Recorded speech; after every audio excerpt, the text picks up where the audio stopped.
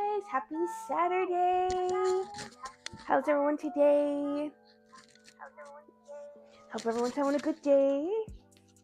Hope everyone's doing good.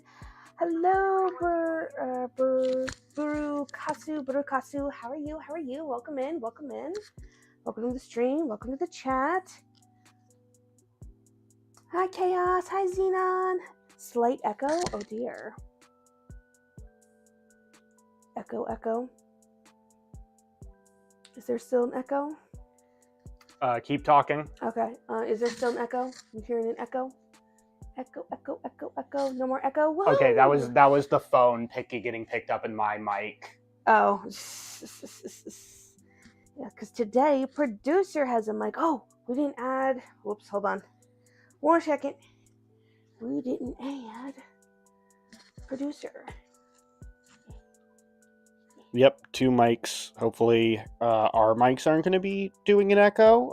We tested it earlier and we didn't have any issues. So, can everyone hear me okay? Giant producer!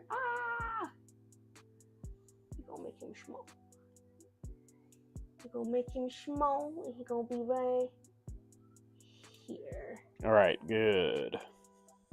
What's going on? There we go. He's right there. Yay! Okay, good. Shoutouts are here. Okay, loud and clear. Awesome. Y'all sound good now? Yay! Thanks, guys. But yeah. Sorry that I'm not moving. But yeah, very excited for afternoon tea today. As everyone can see, the little smorgasbord I made today. I made everything, just about everything by scratch. Literally, it's just the slices of bread and the chocolate I didn't make myself, but everything else was all made by scratch, from scratch by me. Yeah, let's see. So let's see. We'll do a little tour, shall we? So I made a clotted cream. It's like tradition for like eating with scones. So it's like a sweet cream cheese kind of thing. And then I made a banana jam. Very easy to make. If anyone wants recipes, let me know. I can post them on the Discord. And then using the same clotted cream, I made a pineapple clotted cream and a lavender and honey clotted cream. I made a lot. So we're gonna have a lot of extras. A lot of leftovers. And then we just got some just a little dish of chocolates and stuff. Just for funsies. And then let's see. Hope this works. Okay. So yeah, so I made little lemon tarts for some desserts, and then some sugar cookies. This is Drink Me On It. It's a little fun Alice in Wonderland-esque stuff. We got the scones. The scones may have gotten just a little bit overcooked, but it's alright. They still taste perfectly fine. They're just a little brown on top, but that's okay. They're still perfectly edible. And then I made these like little tart like pizza things. They're really tasty. And then just a bunch of different little sandwiches. And yeah, I'm very excited. I'm so hungry now. But yeah, I'm very happy with how everything turned out. And yeah, so if y'all already don't have your own snacks for today, make sure to grab yourself some snacks. Yeah, we got tea as well. So we're drinking butter brew today. Butter brew tea. Not affiliated or associated with a Wizarding World in any way. Third party supplied. Thou shall who not be named. But yeah. Alright, producer, what are you waiting for? What you waiting for? Get on in here. Yay. Thank you. Alrighty. Alrighty. But yeah, guys. All right. So yeah, if there's at any point any audio issues, let us know. Make sure that we're all both loud and clear. We're not clipping into each other. Yep. But yeah. There's no way. I'm about to say there ain't no way you're sitting on your knees this whole time.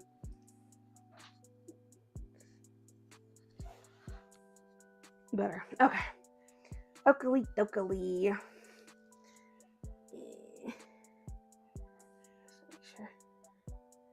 That's good. Okay. Alrighty. But yeah. All right. So, like I said, if y'all got any like not super intrusive questions for us, but questions, let them fly. But let's see. What topics are we gonna chitter chat about today? Producer, what do we got today? So yeah, so I kind of pulled from some just recent news things, mostly stuff that's related to like the gaming space kind of thing. I've got one or two stories that are kind of like general news or general entertainment news. But after that, it's mostly stuff that's like recent gaming stuff that I figured that we could talk about and have a conversation about. All right, that sounds good. And then where do we start with food?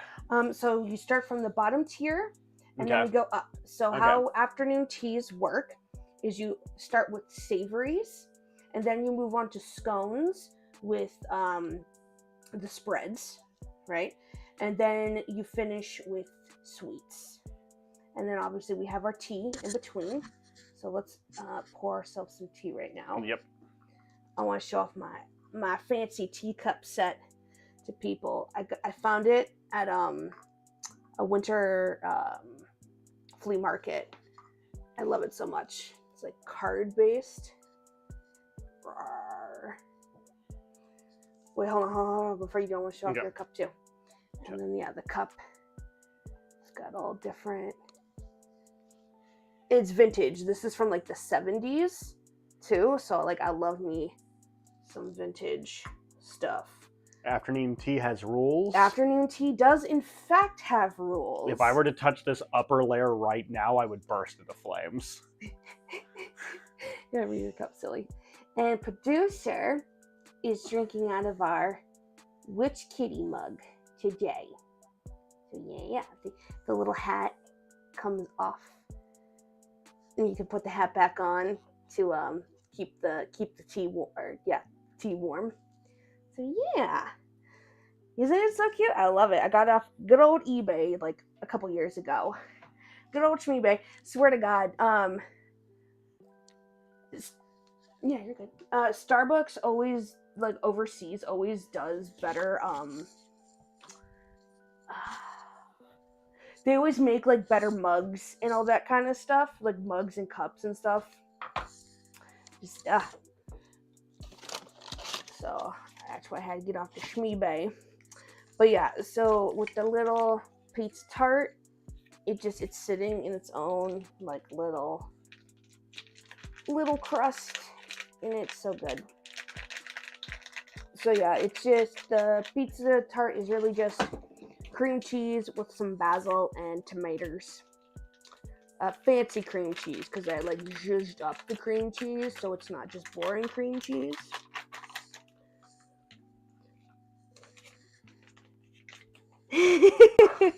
I like the claw coming in from camera to snag a tart. Claws. Oh yeah, nail check.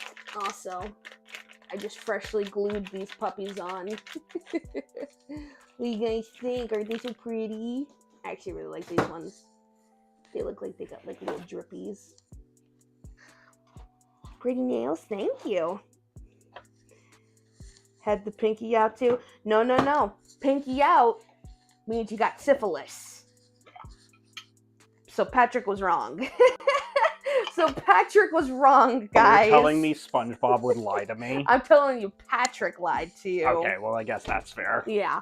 Patrick lied to us, guys. When in doubt, pinky out is false advertising. Is that confirmed? It was confirmed by the Queen's servants during the last royal wedding that happened. I remember all the big newscasters, of course, and news shows were, interviewing like the Queen's people and stuff. And one of the newscasters did ask, "What about the pinky?" And they're like, "Unless you want to tell people you got syphilis, you keep your pinky tucked." Get my sugar. Oh my god. Well, guys, we aren't even 10 minutes in and producer's already making a mess. No, I wouldn't do Oh that. my god. Chunky cats off to feed. Yes, chonkers. They gotta eat. I mean, it's only fair, right? We're eating, they're eating. He, she, we, eating. But yeah, back to the pinky thing. So, back in the day, during the Victorian age, they really liked having signals when it came to things. So there's like fan language, right? So like women who would have like their fans could communicate to men in certain ways, like literally like saying like, "Come to me, go away, I want you," all that kind of stuff. But they even had signs while you're drinking tea, and one of those signs while drinking tea was your pinky. That would let people know who might possibly be interested in you that I have syphilis, so it might not be the best idea. I don't know why they equated it to the pinky, but they just did. I'm sure that was probably also like an easy way back in the day of like, you just don't want someone to talk to you. That like some guy's trying to like flirt with you. Yeah, but see, now you're gonna be the girl who's got syphilis, and no proper family's gonna want to marry their son off to a woman with syphilis. Yeah, but it's a like whore with syphilis. I guess it might be that thing where it's like, yeah, you can't just say that to one guy to get them to leave you alone. That's suddenly everyone's business. Yeah, no. The Victorians were a gossipy bunch. They had nothing else to do, so you just obviously. Okay, you see how the little cat. My God. I'm uncultured, okay? Ugh. Trying to teach this cultured swine how to act a little decent. Oh. But yeah, so pinky out. Don't do it. Don't do it, kids. Just don't do it. Yep. All right. So yeah, so I have a couple of normie topics, so hopefully this doesn't scare anybody. But there's a couple of things that I feel like are big. Mostly like, hey, anybody heard some of the new Kendrick Lamar or Drake tracks recently? People been keeping up with the diss track drama that's been going on. Yeah, I literally just listened to some of it for the first time. Toulouse. That is Trista's. He literally has food left in his bowl. Oh, yep, every time. So yeah, I literally was listening to Kai Cenat, listened to it for the first time, and god damn, Kendrick came fucking ready. He came prepared for this one. Pour. There you go.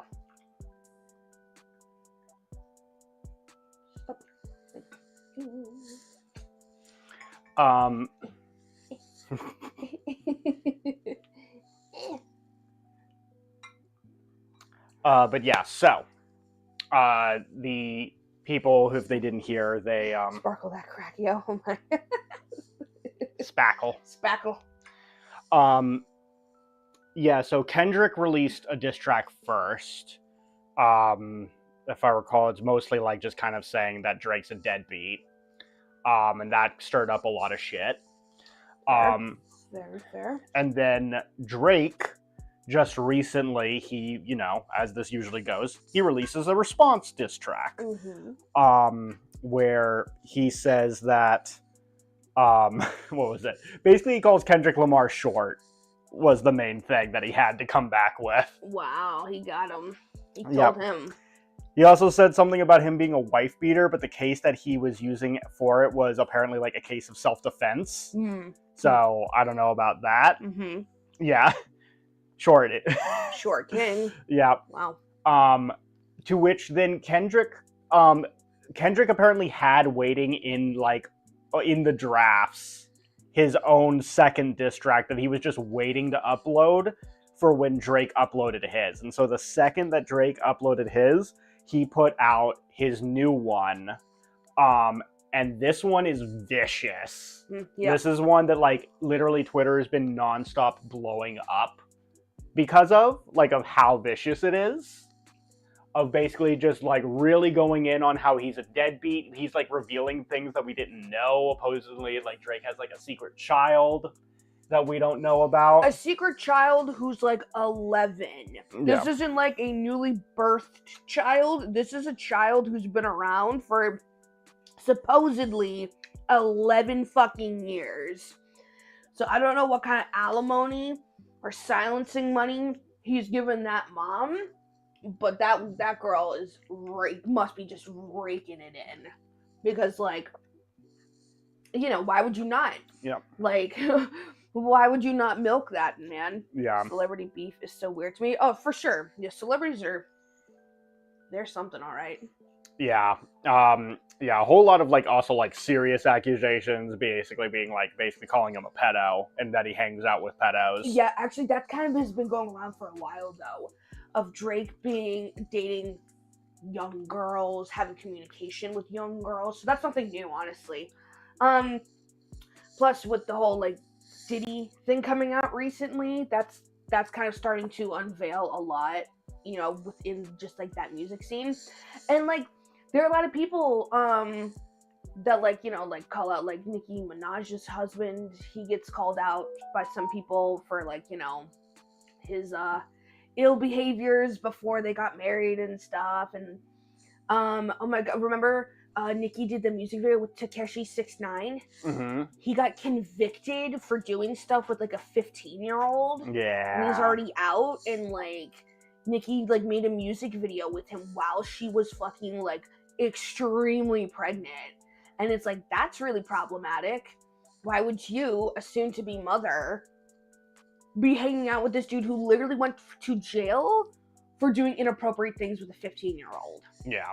So it's like, it's really bad. Yeah.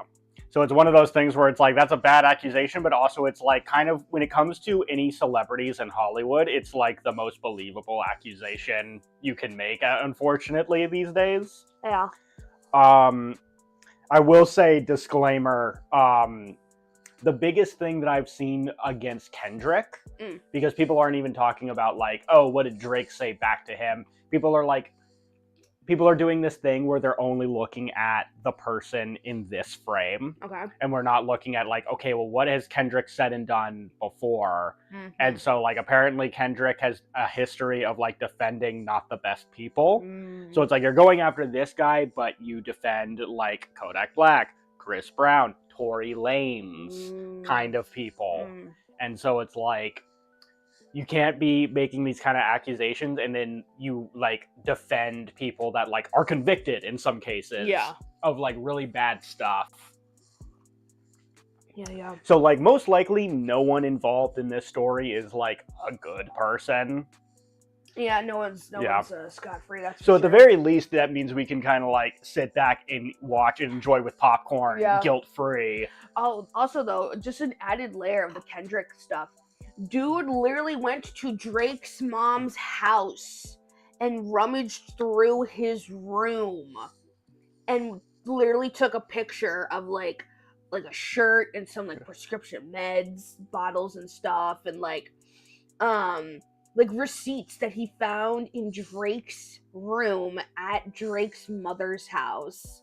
Like, kind of crazy, if you ask me. Yeah, and yeah, quick disclaimer, everything that we know about this specific beef is all Twitter.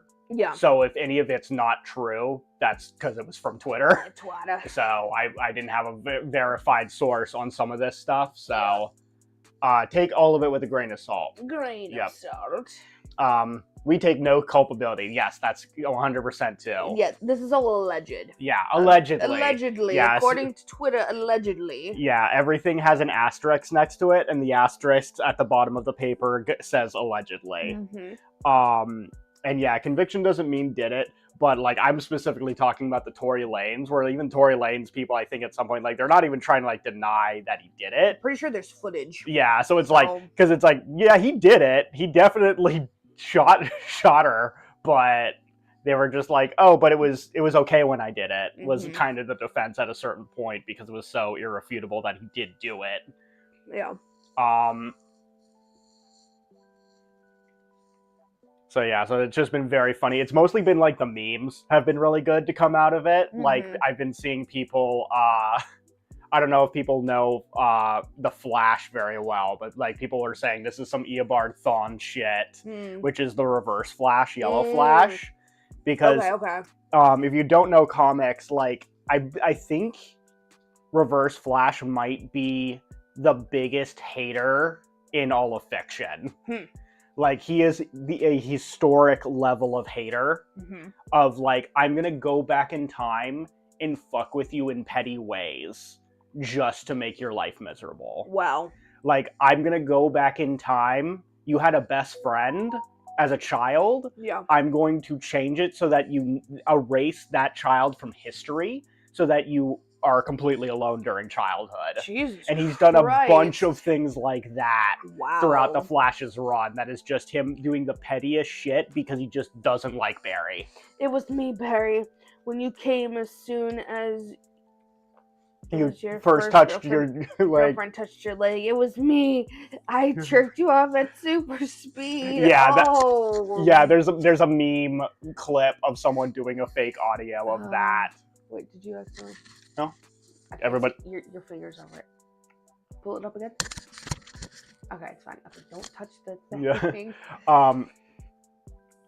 That's not fake. They commissioned the VA. Oh my god, that's amazing. Oh my god. Okay, that's great. But that's the thing.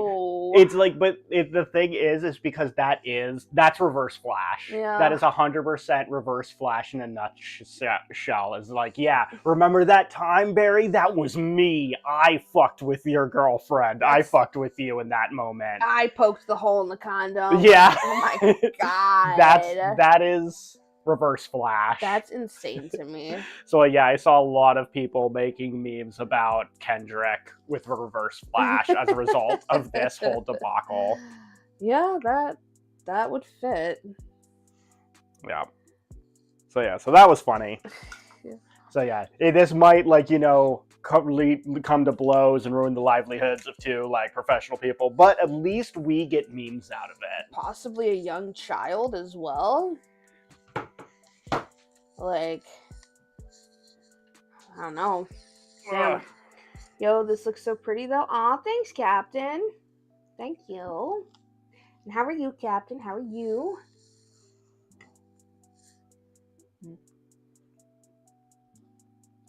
Just remember not to fuck your Dune popcorn buckets, kids. What was that one about? Wait, what?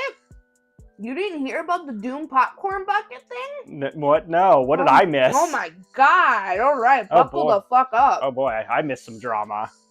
So when the most recent Dune movie came out, movie theaters did a special promotional popcorn bucket that's like a sandworm. And so in order to get your hand into the bucket, it would have to go through the sandworm. And the sandworm kind of had little plasticky pieces that went all around the hole. Oh no. Yeah. Those buckets sold out like fucking hotcakes.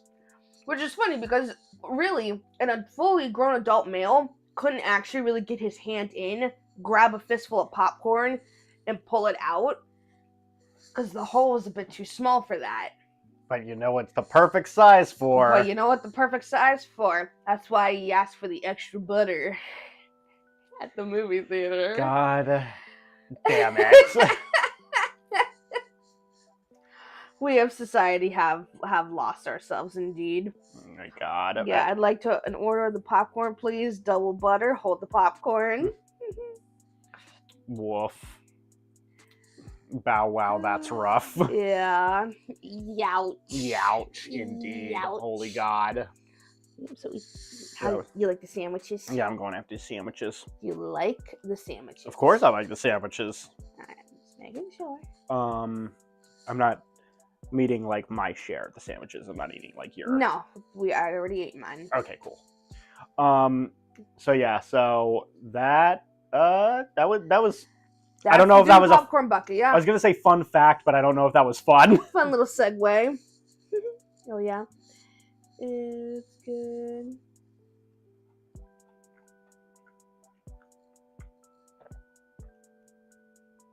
Yeah, I'm glad you could pop in too, Captain. Glad you could at least stop by for a minute.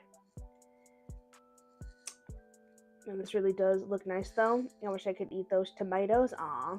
Well, they're just cherry tomatoes, so go to your local grocery store and pick up yourself some healthy ones. Here's a question. How long have you been streaming for? So, I started streaming during lockdown, but I wasn't VTubing. I was flesh tubing. Like gasp. Like gasp. Don't bother looking for it. I've already scrubbed it all. I've already scrubbed that shit from the internet. Hey, can you close the curtain, please? It's starting to kind of glare. Yep.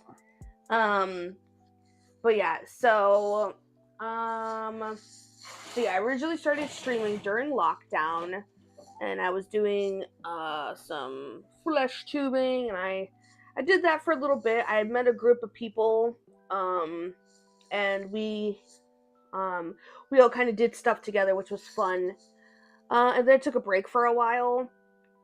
And then I got a little VTuber, like a 3D model made, but it doesn't look like Parfait me. It doesn't look like this model at all. Like, it's literally like a different person. And then I stopped for a while because I just couldn't get into it. Just mainly because I wasn't having fun while streaming. And then it was after we moved here, and it was about May or so, I got the chibi model, and that's when I started streaming. So May is pretty much my 1 year anniversary. Yeah. Which I didn't have anything planned for the 1 year. Yeah. I didn't have anything planned really for the 1 year. Yeah, even before that, like between you and me, we've trying to get into this space like a couple different times. I remember, way back in the day, you and me tried to do a YouTube channel where we played games. Yeah. I don't even remember what we called that. We didn't. Fantasy Souls. Oh, right. It's my love for Final Fantasy and your love for Dark Souls. Yeah. Yeah, I think branding would have been like, go back to the workshop on that one. I thought it was cute though. Flesh tubing shutters. May the fourth be with you. Yeah, if you want to make an irresponsible purchase, if you go online, you can likely buy a good lightsaber today for a cheap price. Yeah. For discounts. Yeah, they got good prices today. But hi, Game Control. How are you? Welcome in. Welcome in. More tea. More tea, please. Indubitably. Indubitably. Yep. But yeah, it wasn't until I started with the VTuber, the model that I currently have. Well, not the current model, the chibi model I started with. That I just I really started liking it. Enjoying streaming itself a lot more. And then of course I slowly started to amass you guys. And you guys make streaming way more fun for me now. But yeah, so I'll say I've been VTubing for about a year. Year's coming up. Fucking crazy to believe. We all having tea? Yes, we are. We're having afternoon tea. Yep, afternoon tea, but then also actual tea as well. We've got our little spread that I made. All right, so let's see. I think you said pineapple. Regular clotted cream. Regular. And then honey, lavender. Okay, honey, lavender. And then the banana jam. Okay, so we're going to try one half with this and one half with another. Yeah. get a sampling going. Now I want tea. Yeah, tea's awesome. I love tea. Yeah, tea.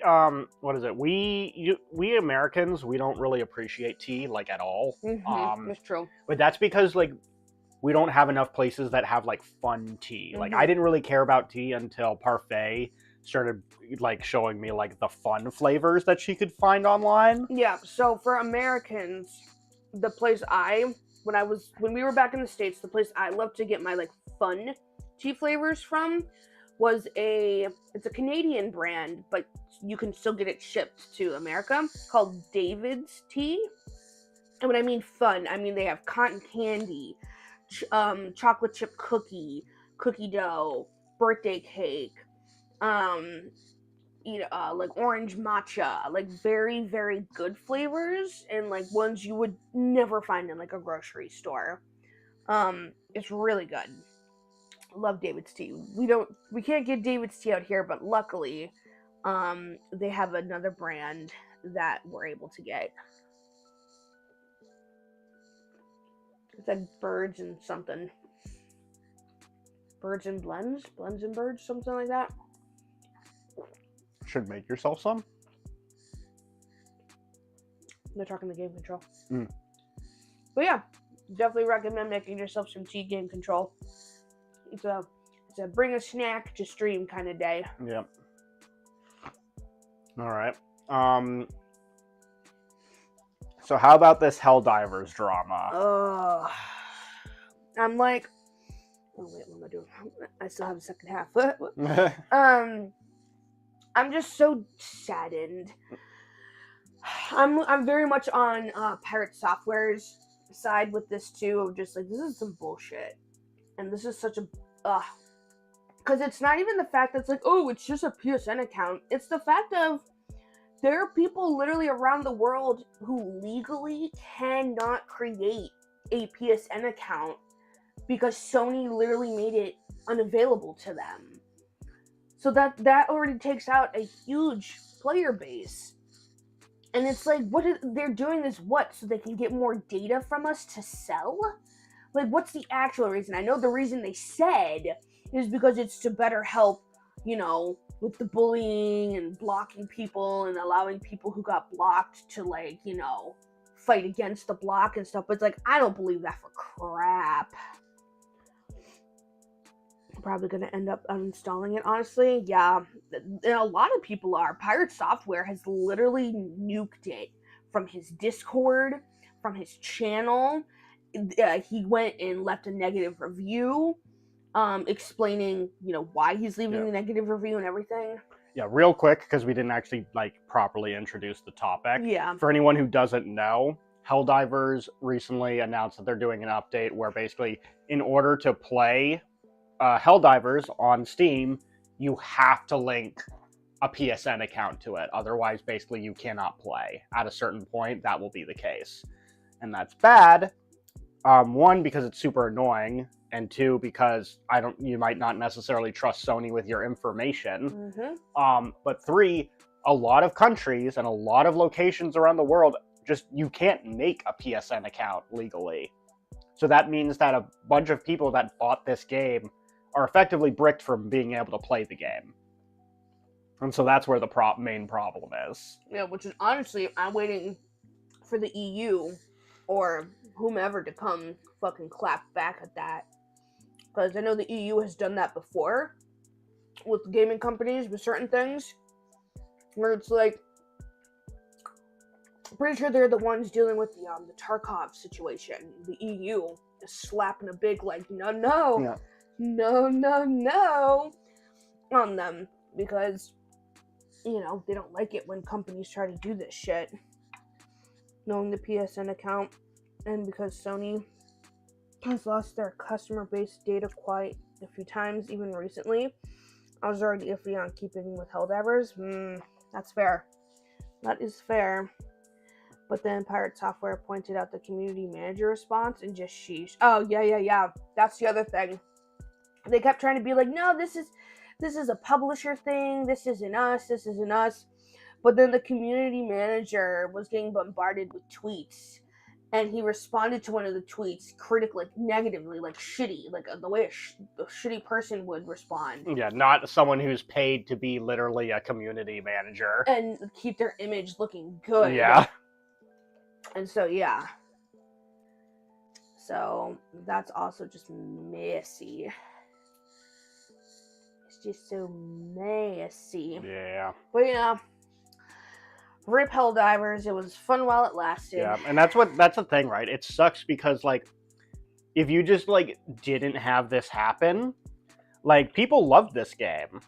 And it was super cool, and it was super cool the things that they were doing with, like, the community, and, like... Joel was working hard, yeah. Yeah, like, there was a bunch of cool stuff with the game, and so it just sucks that, like, a single terrible decision can just nuke a game. Yep. Captain, the short version is Helldivers is asking players that they have to connect a PSN account if they want to keep playing on Steam. So if you don't have a PSN account, you can't play Helldivers anymore on Steam, or that will be the case with a future update. And that's bad because not everyone can have a PSN account. If you're in a country, yeah, like if you're in a certain country, they don't have PSN there, or you can't make a PSN account in that country. So you effectively, if you're in a certain country, you paid money, you paid $70 or $40 for the game. 40 USD. Yeah, 40 USD, but then you can't play it anymore. Which is bullshit. But also, apparently just recently Sony added into their like terms and conditions, essentially stating that licensed product that you don't like physically buy, you do not own. You do not own this property. Yep. But the fun thing about making a statement like that is that if I don't own a thing by paying for it, then I also am not stealing by downloading it. Yeah, allegedly. Allegedly. I would never condone such activity, but I mean, I'm just saying, based on that kind of language that you're using. That's what a lot of people would come to the assumption. Yeah, they would maybe, you know, based on the wording that you have, come to the conclusion that, well, if I can't buy it, if I don't own it, then I can't be stealing it because I also don't own it. Yeah. Wait, so Bloodborne does come to PC? They're gonna make me get a PSN account? Ooh, they might. Oh, they might. That sounds like what the last twist of the knife would be. Yeah. We'll let you have it, but we'll make you do this. Youch.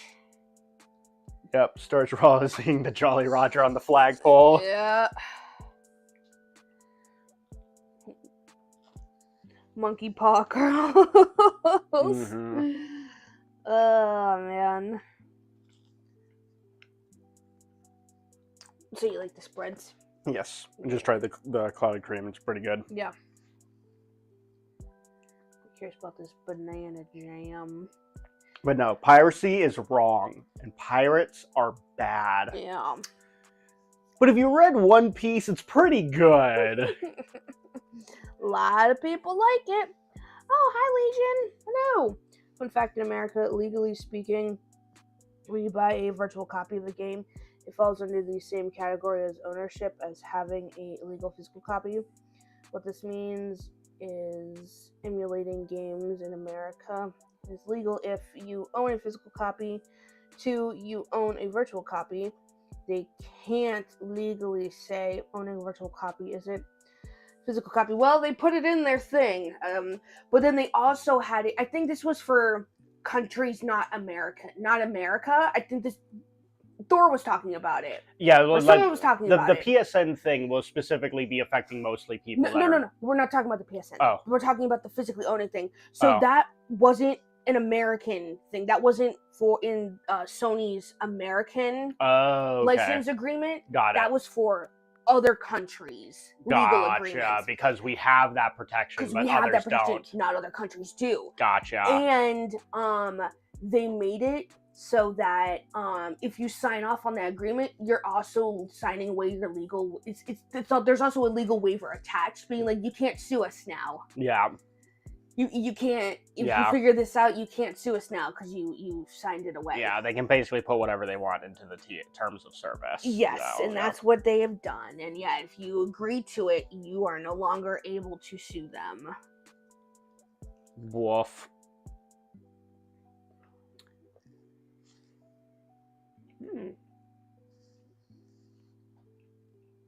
Makes me think of like banana bread, you know. Mhm. Banana jam on bread, banana bread. Oh, Discord put a legal waiver in there to us recently too. Love that. I Fun. love. Oh my goodness! Thank you so much for the follow. Woo. Thank you so much. Welcome to the stream. Welcome to the chat. How are you? How are you? Also to note something, this is less an issue with a major company like this. However, it walks a very bad path that smaller devs have abused. You can see that. Hello. Hi. Lyron? Welcome in. I hope I'm pronouncing that right. I apologize if I'm not. But welcome in, Lyron. How are you? Lyron Lotharian. Okay, cool. But hi, welcome in. Welcome to our afternoon and chill. Automod loves clapping you, Rebellion. Oh, man. What are they clapping for today? Unless it's Nintendo and they'll do all they can to clap your cheeks. Yeah, Nintendo's insane with it. That's weird. It didn't get... No, I just allowed it. Okay, I'm just saying I'm not seeing it. Oh, okay. So just take me to dinner already? Yeah. I don't know. You gotta impress Automod to get dinner. To get dinner and date out of it.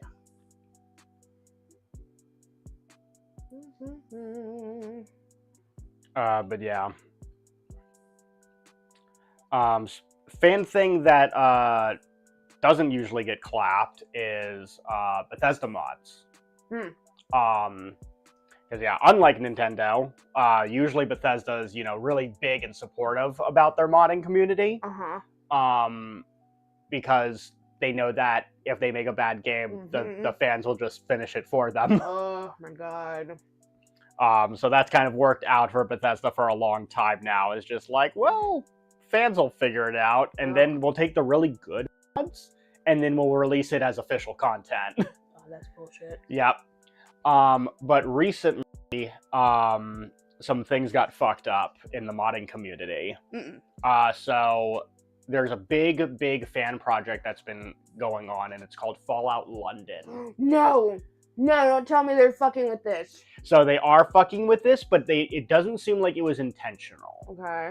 So what ended up happening, yeah, hold on. What happened was, Fallout Show came out, and in order to capitalize that, Fallout 4 decided to release a big patch that was supposed to like modernize the game for like modern consoles or whatever. Okay. That update, one, I don't think did a whole lot of good. I think it did caused more problems than it solved, and wasn't very good overall. Love that. But the other extended side effect was the fact that it messed with the script extender, which people use for mods.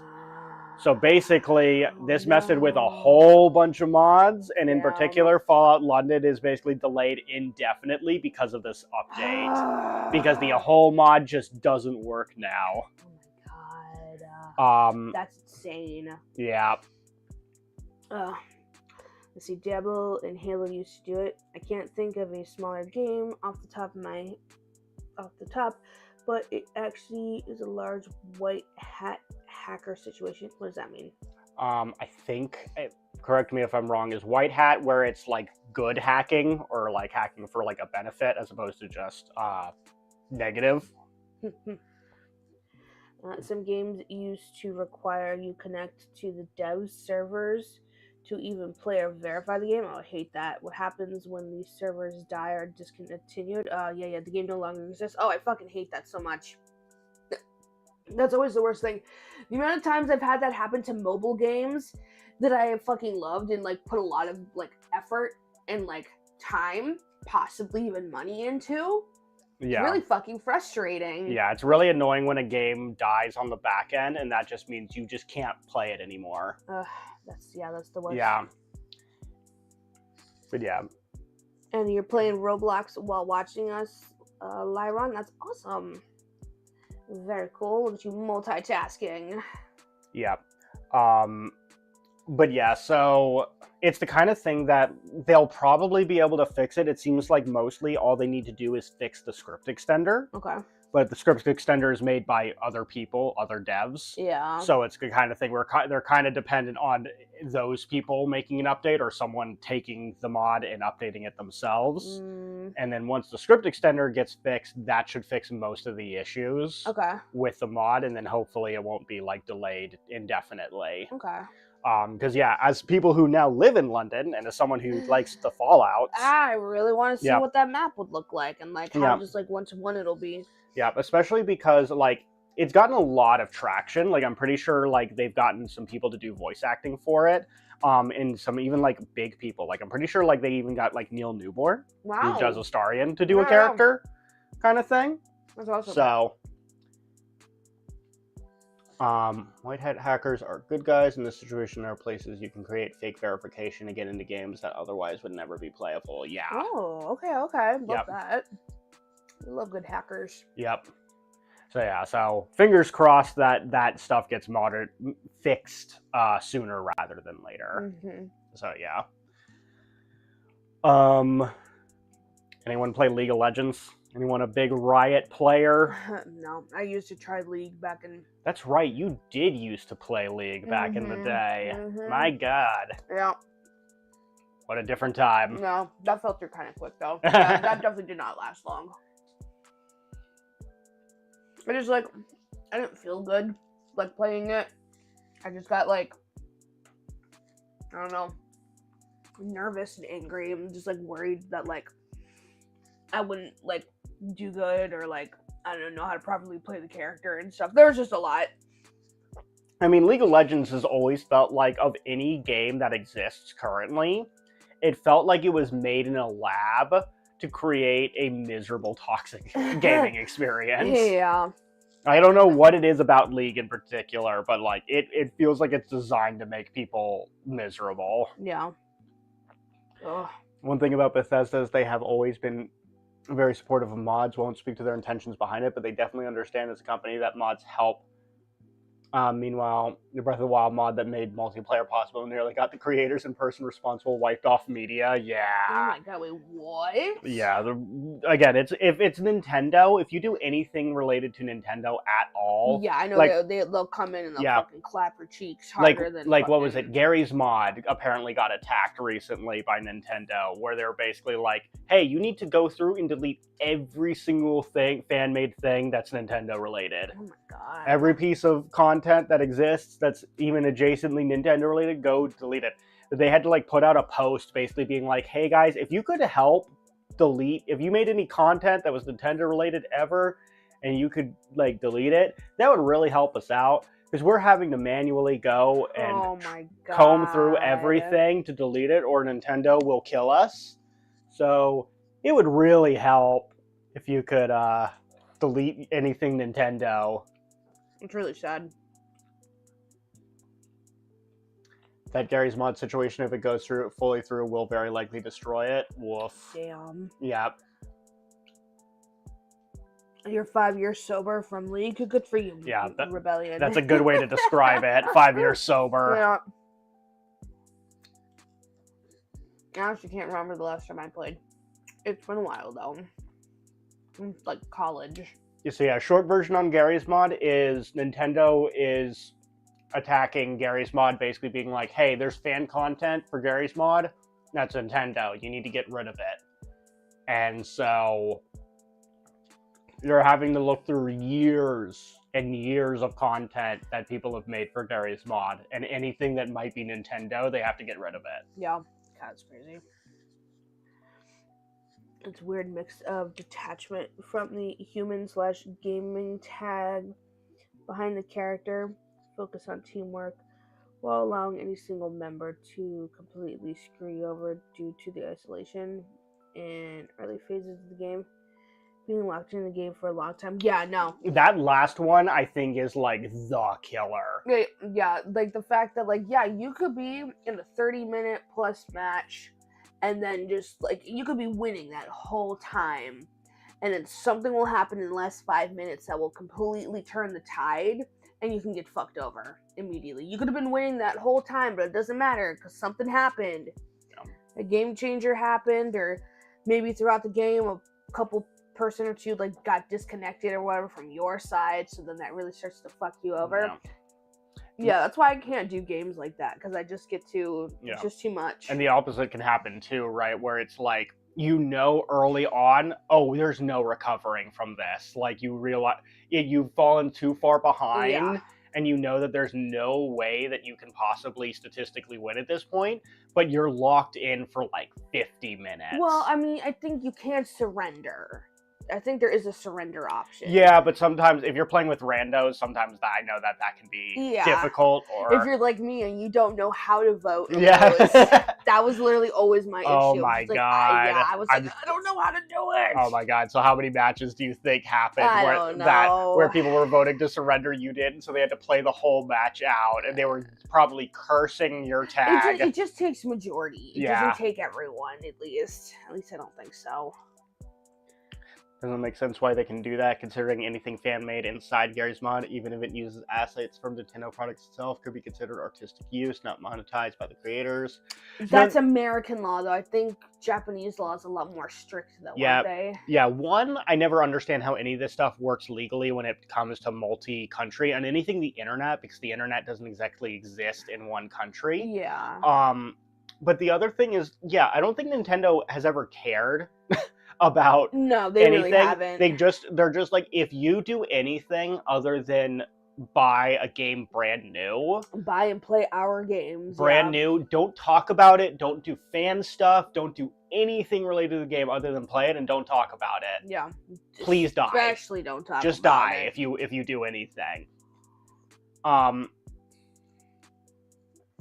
Yeah, it's not great. Yeah, so Nintendo's just insane. Yeah. I don't get them. Yeah, the issue is that the legality has to be determined by a court, which is money. Yeah, it is. That is in fact money. It has to be international court too. Yeah, so that's the thing is like, people usually just don't have the money to fight it, kind of thing, even if it is completely BS. Yeah. Heck, what is it? In Japan, someone straight up is going to jail for bootlegging Nintendo. Jeez. They sent the cops to his house. That's insane. I can't remember what he was bootlegging. I think it was something Pokemon. Oh, of course it was. I think he was like making fake Pokemon in like the game to like sell to trade to people or something. Interesting. He was doing something bootleg with it, but he was trading Pokemon. Yeah.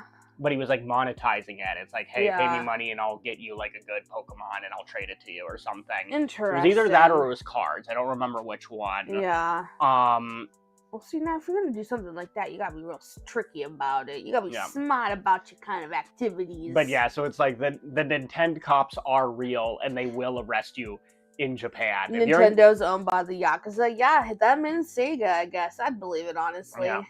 Yeah, I was gonna say, between that and Sega, do you think there's ever been like an actual Yakuza battle in Japan between Nintendo yaks and Sega yaks? At the top of the Millennium Tower, they're fucking duking this shit out. Just someone is getting suplexed off of Millennium Tower over video games. Over fucking Sonic versus Pokemon, which is supreme. Yeah, Japan is weird because it's wild with copyright sometimes, and it's super strict. Case in point, I think, is like JoJo's. Another one is Durarara. They had to call it like Durarara 2. Oh, right. Because of like some stupid bullshit with like titles and stuff. See, that's a strict example, but like a loose example is them being able to call all the stands in JoJo's band names and it be whatever. Yeah. Like there was no legal issue with them calling it White Snake or Santana or whatever. Those problems, of course, didn't happen until it was getting westernized. Sagata Sanshiro Uzuna drops Miyamoto off Millennium Tower. Oh my god. Could you imagine Miyamoto grabbing his shoulder and just ripping off his... And he just has a huge tattoo on his back? That'd be amazing. Fucking lay gas. Yeah. That's funny. Sega dropping people off buildings like Nintendo don't. there's streams on Twitch that will automated system style create and send you Pokemon. Huh. Yeah, even the current newest ones. Which subs get priority and blah blah blah. I can see that getting you in jail fast in Japan. Yeah, that's crazy, honestly. Yeah, that's cool, and That it is sucks cool. that it would, probably in Japan they would be like, "Are you doing stream shenanigans? Yeah, are you Die!" Pokemon for free? Yep, Not in this house. not on this schedule. Sega dropping people off buildings, Nintendo don't. Yeah. I think instead of legal battles, the CEO should fight 100%. 100%. 1,000%. Things should be decided. And I want to see that fight. Yep. See that fight. I want to see him fight. Yep. Especially like with all of these like IP mergers, right? Where it's like you just have something like Embracer Group just buying up every single gaming company that exists. Yeah. It's like, no, you want this studio, you gotta fight the head of the studio, and we only get absorbed into your company if you can defeat them in battle. Then company monopolies would be like stopped. Yeah. Like that's how they did shit. Yeah. Like, oh my god, yeah, damn.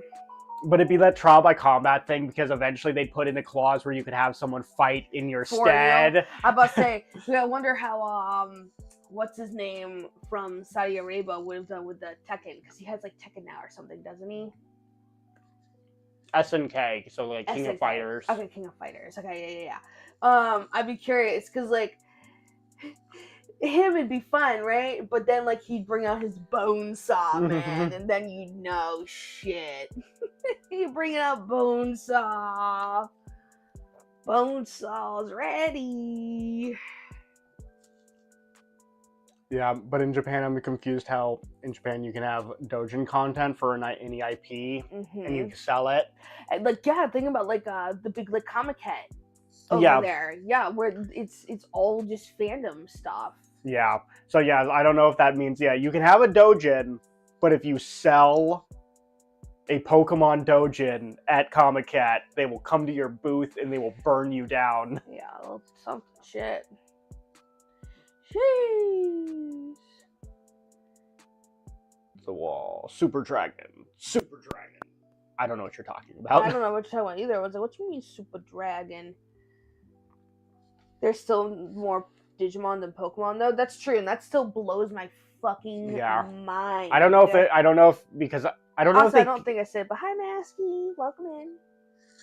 Sorry, go ahead. Yeah, I was just wondering, like, do they come out with new Digimon regularly? Because obviously Pokemon, there'll be at least some new Pokemon with every new game. Do they regularly come out with new Digimon, either for, like, the card game or for a new video game that comes out every once in a while? I have no idea. I would imagine for video games, they probably are thinking up some new ones, because, like, I feel like that would make sense. Maybe this is just consumer copium, but when you buy a product to use, how you use and what you do with it should be your prerogative. Mm-hmm. No, that's 1,000%. 1,000%. You're spitting. You spent the money on it. If I want to mod a game, fuck off and let me. If I want to play on a personal server, let me. It isn't altering the game in any way for other players. Yeah, that's the thing. I've never understood anti-cheat in a game that doesn't affect other people. Yeah, I don't get it either. If you're playing a single-player game, why the fuck do you have anti-cheat in the game? It's like, it makes no sense to me. Yeah. Speaking of anti-cheat, the original story that I started when I asked you League of Legends. Yeah. So Riot has put in a new anti-cheat into their game. Okay. And the fun little thing about this is that it's been having a little bit of issues with some players. Okay. It's been literally bricking their computers. Oh my god, okay. I was like, what was the one that was like making them start all over again? That was something completely different. Yeah. So yeah. So yeah, the frickin' bricking their computers. Bricking their computers. Holy shit. Will not boot anymore. That's your computer's insane. Toast. Oh my god. Could you imagine? Yep. You imagine you went to go stream League of Legends, you're like, oh, like we wanted to play a game today. No, this whole setup done. Oh my god. Permanently. That's insane. Yep. Apparently Digimon do release pretty often. Okay. So fun gotcha. Facts. Oh, you're talking about meme wrestlers. Okay, yeah, I did not know what the Super Dragon thing is. The lemon tart.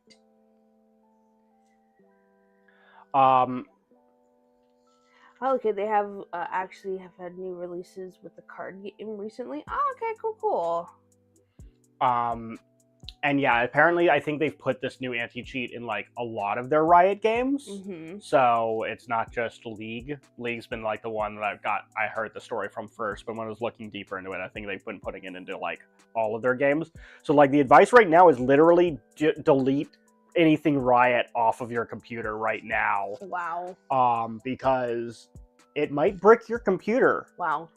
And I have seen some people be like, there's certain conditions that have to be met for it to brick your computer. Okay. But it's also one of those things I'm like, I don't feel like risking it. Yeah, no, why would you? With something as like crazy and dangerous as that, yeah, I don't know if I want to risk it. Yeah, and Riot won't have any culpability. Yeah, no, that'd be the worst. I'll be entirely honest, I've never heard anything good about anti-cheat ever in like 10 plus years. Yeah, no, it's always been bad. It's always like, in some cases it makes you more vulnerable. Like the kernel anti-cheat is like always bad because like among other things, if the people can break the anti-cheat, they can now basically access your computer. Yeah. So that's bad, and it almost always causes like performance issues, makes the game run worse, just makes it a lesser game. Mm-hmm. Like I remember, I think in Cyberpunk there was like a thing where it was like, you want to get it on GOG because I think it has like anti-cheat on like like on Steam or something, but it doesn't have it on GOG. So it was like you get it on one version just to avoid the issues that come with anti-cheat on that one. Interesting. So yeah, so anti-cheat usually sucks. Good to know. And it like doesn't stop anything like leaks and shit from happening. Mm-hmm. So like, if you have stuff, people will find it if they're looking for it. Yeah. So I don't know. Very true. I don't get why they do this. Yeah. I don't know.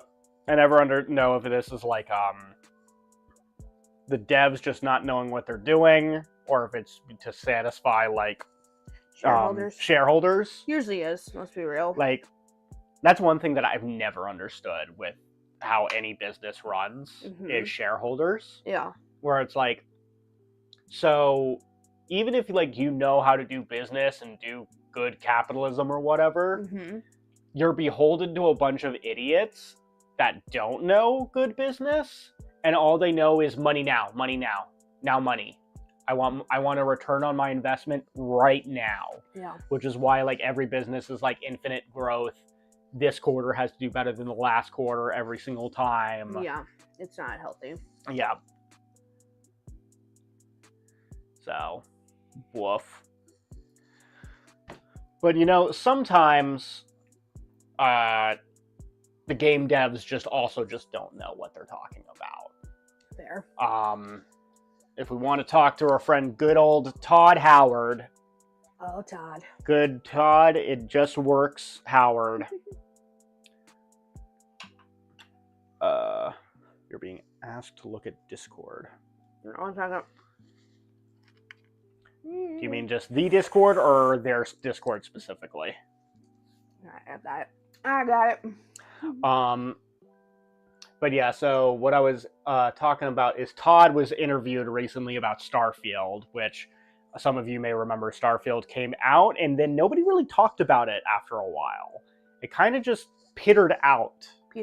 Petered. A lot of people thought it was kind of boring. Yeah. It just did not live up to the hype, and to the point that it has like not really a very big modding scene. We just talked about Bethesda having a good modding scene. Starfield apparently does not have like the most crazy modding scene because there's just not enough passion from people about the game. Passion, more energy, more passion. But yeah, but Todd's figured it out. He knows what the issue is. He says that Starfield was so divisive, quote, it was too different from what you've seen from us in the past, end quote. And And so basically Todd thinks that it's like it was just too new and different. People just weren't Yeah. ready for it. Yeah, okay, It was just Todd. too avant-garde. Yeah, okay, The- Todd. People just didn't get it. Of course, it's the Yeah. people that are wrong, not, you. Yeah. So it just like it does tell me that it's like, sometimes the people up top are just idiots. Yeah. And they just do not have a finger on the pulse. Nope. So I have some behind the scenes on the Starfield modding. Ooh, do you? It's not the level of hype around it. That Modding key. Starfield is fucking rough. That would also do it.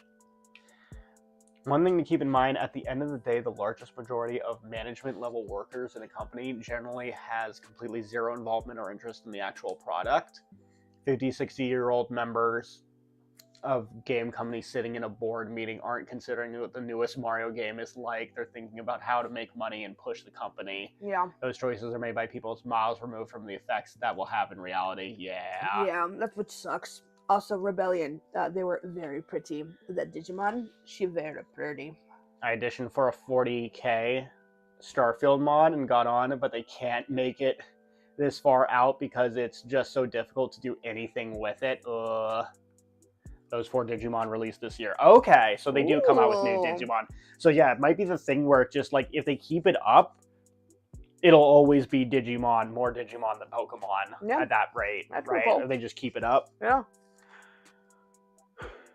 But yeah, so it's like this Todd thing tickled me because it just made me realize that sometimes the people in charge just don't know what they're doing. Yeah. They just don't get it. They do not have a finger on the pulse. Mm-mm. And I guess we could have always figured that with Todd, because Todd says some silly shit. Todd is famous for just being like, it just works. And then things just don't work like a normal human being would make things work. So he's a little silly guy. He's a little guy. Yep. Okay. Yep. He's okay. Current Bungie, they're so out of touch with the player base. Ugh. Ooh, I'm trying to remember. Is Bungie the ones that do the new Halo that was kind of messy, or are they ones that do the Destiny, which is kind of messy? Both are sloppy. Because I know that Bungie did Halo, but I don't know if they're the team that went off to do Destiny or the ones that are still doing Halo. Okay, Bungie is Halo. Both suck. Bungie is Halo, now Destiny. 343 is the new Halo. Okay, so Bungie is the team that's doing Destiny. 343 is the ones that are doing the current Halo. Okay. But yeah, I've heard that both of them kind of suck. Love that. Yeah, it's not great. We love to hear it. Yeah. Okay. Yeah. So. Yeah, every time I've kept up with Destiny, it just seems like Destiny. an effort in misery. Yeah. Because it seemed like every single time it would be like there'd be a new update and things just got worse and worse and worse as they added on to it. Oh God, sorry, real quick. Just like, it's so bad. Anytime I think of Destiny, I can't not think of the meme. Piper. The couch meme.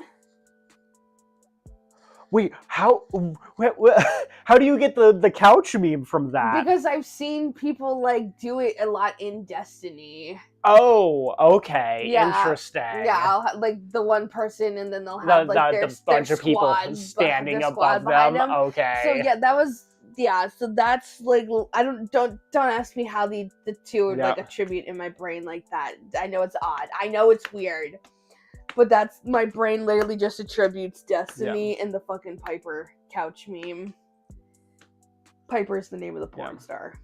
Yep. Just for those who didn't know. But Destiny is releasing Final Shape soon, which is like a decade-long build-up to a huge storyline finalizing of a huge looter shooter. And I have zero reason to want to play it, because 90% of the stuff I haven't played isn't in the game anymore, because they actively took it out. Oh my God. Yeah, don't you love it when you just get content removed from the game? So stupid. It's like, why remove it? Like, unless it's like a special event, right? Unless it's advertised as a special fucking event, why remove it? You worked so hard to make it in the first place. Just let people enjoy it now. And again, in the last 5 years, I've fallen off current games hard. Like going through middle school, high school, any new game, I had to have, now that I'm a bit older, like 75% of what I would play is fan-made content or indie games. New games sprinkled in. So when devs attack or mess with mods or mod communities, I'm generally more annoyed than if it just releases a bad product. I didn't know her name. Why do you know her name? Yeah. Because think about, most people just know her as Girl on the Couch meme. They don't know her name or what her deal is. Look, I can't remember. This was years ago when Parfait was scrolling the porn hubs and what the fucks. Like, I know a couple lady porn stars. I think it's interesting that people don't know her name. You'd think from that meme she would have blown up and people would have looked into her more. Of course, she fits a very niche side of the porn world, not the most healthiest, just because she's very young looking and she's very tiny, so she gets used in that a lot. She gets used for a lot of, to be fair, she's probably older now, so it might just be for size difference purposes. Yes and no, but like, again, she just had a very small build. Like, she herself was very small, very baby face. So she was used for a lot of that kind of content. Yeah. Short version, Parfait is... We see you now, Mom. Parfait be eaten. Yeah, short version, Parfait is a degen. Let's just put it out there. Parfait's a degen. Let it be known, though, I prefer dojins to the real stuff. I just, like... I don't know. I can't get into the real stuff anymore. I think it's a little bit too misogynistic for my tastes at this point. I think I've seen too much really good dojin that doesn't get bogged down by a lot of misogynistic like traits that just make it hard for me personally to really start going back to like the real stuff. So yeah, this is fun facts. Fun facts with Parfait. I prefer dojins to the real stuff. Yep. Spicy content is usually better, A, if it has like a storyline, and B, usually if it's written by a girl. At least if it's especially if it's like a novel, like if it's a book. Oh, for sure. Do not trust a guy to write, like... You do not trust a man to know a woman's anatomy, apparently, because, you know, God forbid they take a single sex ed class, sexual education class, you know, like, goddamn. The amount of quotes I've seen from books written by guys that just do not know a girl's anatomy. I used to play them because I used to get TikToks all the time about them. I used to play them for Producer all the time. And the way he would just, like, squirm and, like, cringe and die inside. Leonardo da Vinci's attempt to draw women's anatomy. Yeah, a lot of like artists and everything, he didn't even include labia or clit. Oh my god. Yeah. Well, you know what's really scary? Most textbooks on the human anatomy don't actually properly have the clitoris mapped out on the diagrams. Lols. Because the clitoris isn't just like the nub. There's a lot more to it, like behind it. There's a lot more going on. Hence how the G-spot exists. Fun fact, people. So we're getting a little sex ed here. The G-spot exists because that's just a more extension of the clit. Yeah. Because it's like a little hook. Yeah. That goes around. And yeah. Yep. Yeah. Fun facts. Yep. Fun facts. It's the female prostate. Exactly. Yep. And its sensitivity depends on how thick one's vaginal walls are. As a result, yeah. As a result. Hence why sometimes I won't. Okay, we're good. I was gonna say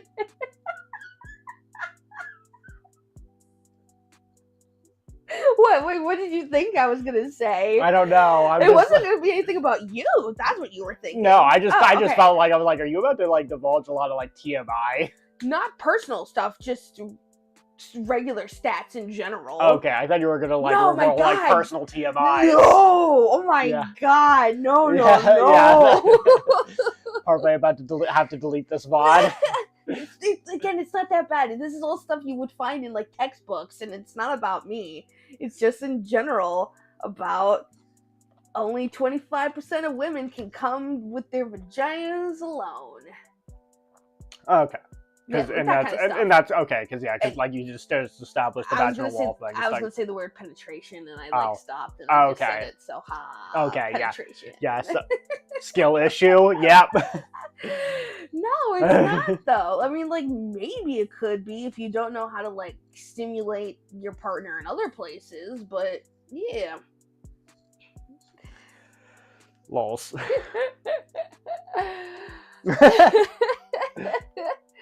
You poke the button and it blows up on you. Oh, God. Button mashing. The button mashing. Oh God, no! Please don't mash the button. Don't- Don't mash the button. Oh, just don't do it. Yeah. Don't do it. In other gaming fumbles, Wizards of the Coast is Good old Wizards of the Coast. they saw Baldur's Gate 3 and how big a success it is, and so they are going all in. Yeah, with They're- a completely different dev team, though. Yeah, that's the problem is, so yeah, they're investing $1 billion into making more games, and so they're That's probably insane. going to make Baldur's Gate 4. But it's like one of those things where it's like anybody that's on the ground and has reasoning is like, this is going to be a massive botch. Yeah, but again, because they're not gonna have the same dev team, so Yeah. it's like, why are Yeah. you even bothering? I Yeah. almost feel like at this point, like they didn't want to finish the DLC for a reason. So like, why? Yeah, Wizards of the Coast is also been getting in trouble with AI. They've been getting in more and more instances where they use AI.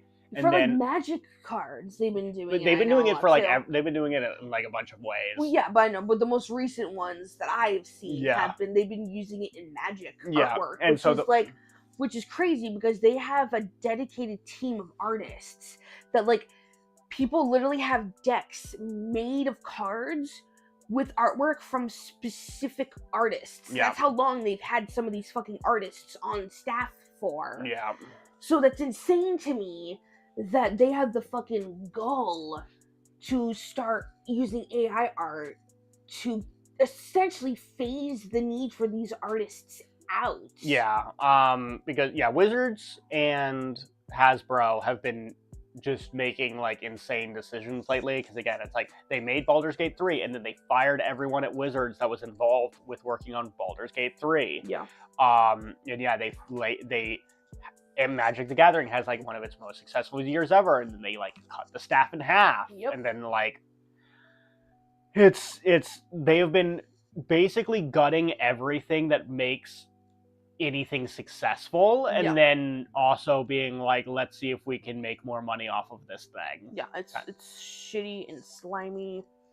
And it's just like it's just so And it's annoying with the AI too, because they'll do something with AI, people will be like, that shit's AI, and then they'll be like, no it isn't. Yeah. And then they'll be like, here's proof that shows it's AI, and then they'll be like, so it might have been AI. So upon further review, Yeah. we see that y'all might not have been talking out your ass like we were.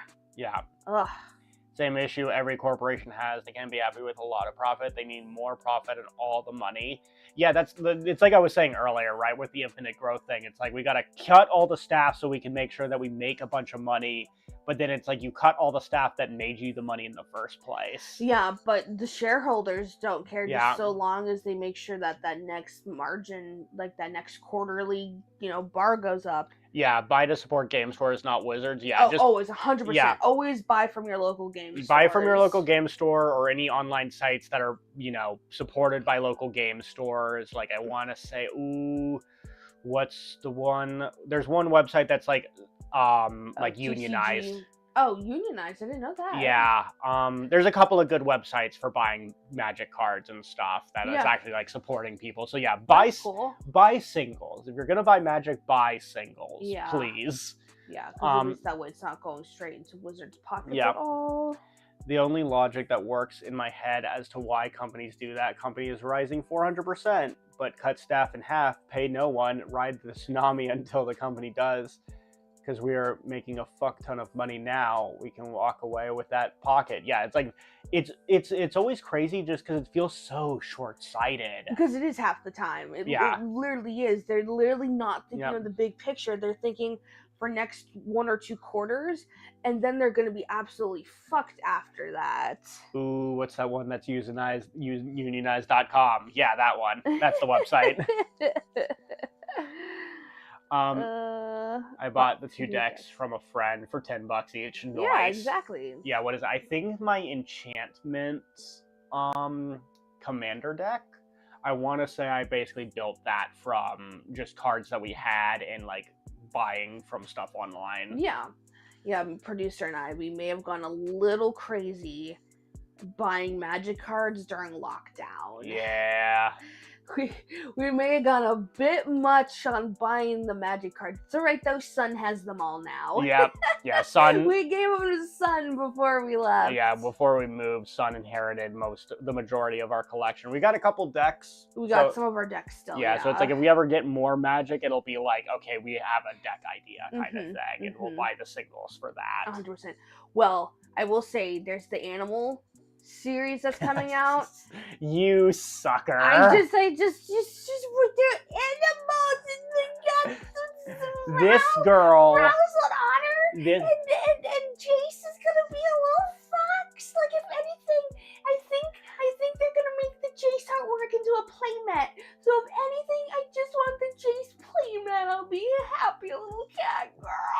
Yeah, literally, she saw that there was like a Jace as like a fox, and she was like, "Oh my god, we have to get it now." Yeah, she's a cute little foxy fox. It is so cute and Rouse in honor, guys. He's in honor.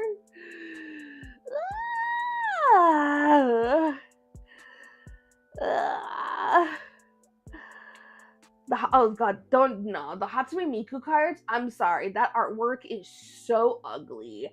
And I feel like they are hardly... The fact that there isn't a single blue card amongst that set drives me fucking like insane. I am like incensed with rage over the fact that there isn't a single blue card in that whole set. And why red and white for 2 of the cards? Yeah. Red and white? Because again, all they did was they picked certain cards that they already knew existed, probably ones that have been wanted as reprints, so they could directly profit off the secondary market. And they just happened to have the word "sing." That's the thing, is half of them didn't. Yeah. Half of them, they picked like really bad cards for theming. Yeah, no. When it's like... whoever was doing it like didn't really put that much thought into it. Yeah, that's the thing. It's like it doesn't feel like they put the effort. I feel like they should have gotten a variety of anime artists because anime does have different art styles. So they should have done that. They should have picked cards that actually fit singing or dancing. Yeah. Which a lot of them didn't. No. It's just like it's so dumb. And again, I'm sure because it's a secret lair, I'm sure that the cards they picked are just, we wanted to profit off of people wanting certain cards. I mean, of course. And we're going to get an outside market of those who like Hatsune Miku and are like, oh, wow, that's really cool. Yeah. Is the animals one the one with Roadrunner and Wile E. Coyote reference? If it is, I don't know. Yeah, I don't know. But yeah, that's a good idea because they're like illusions and are like a thing in Magic. Oh. And like Miku has holograms. Yeah, she does. Yeah, the glass. Yeah. Yeah, so that would be a cool gimmick. Like if you made like a Miku like commander card, like have something like creating projections and stuff. Yeah. That'd be a good idea. Yeah. But no, see, we've already put more thought into this. But see, I was saying, just that would mean thought would have to go into it though. Fuck secondary market, I proxy based. Yeah, honestly, yeah. Kind of the way to go. At one of my jobs, our management did something that kind of made me realize why companies spend a fuck ton of money they don't have when they have it. Our shop bought, I shit you not, over 4K dollar. $44K gaming PCs for our office. Why? Because we would have gotten less money the next year. Oh no, that happens all the time. Yeah, it's like that thing of if you don't spend it, they won't think you need it ever, so they won't ever give it to you. Yeah. I worked for the Air Force at the time. I explained why we needed gaming PCs.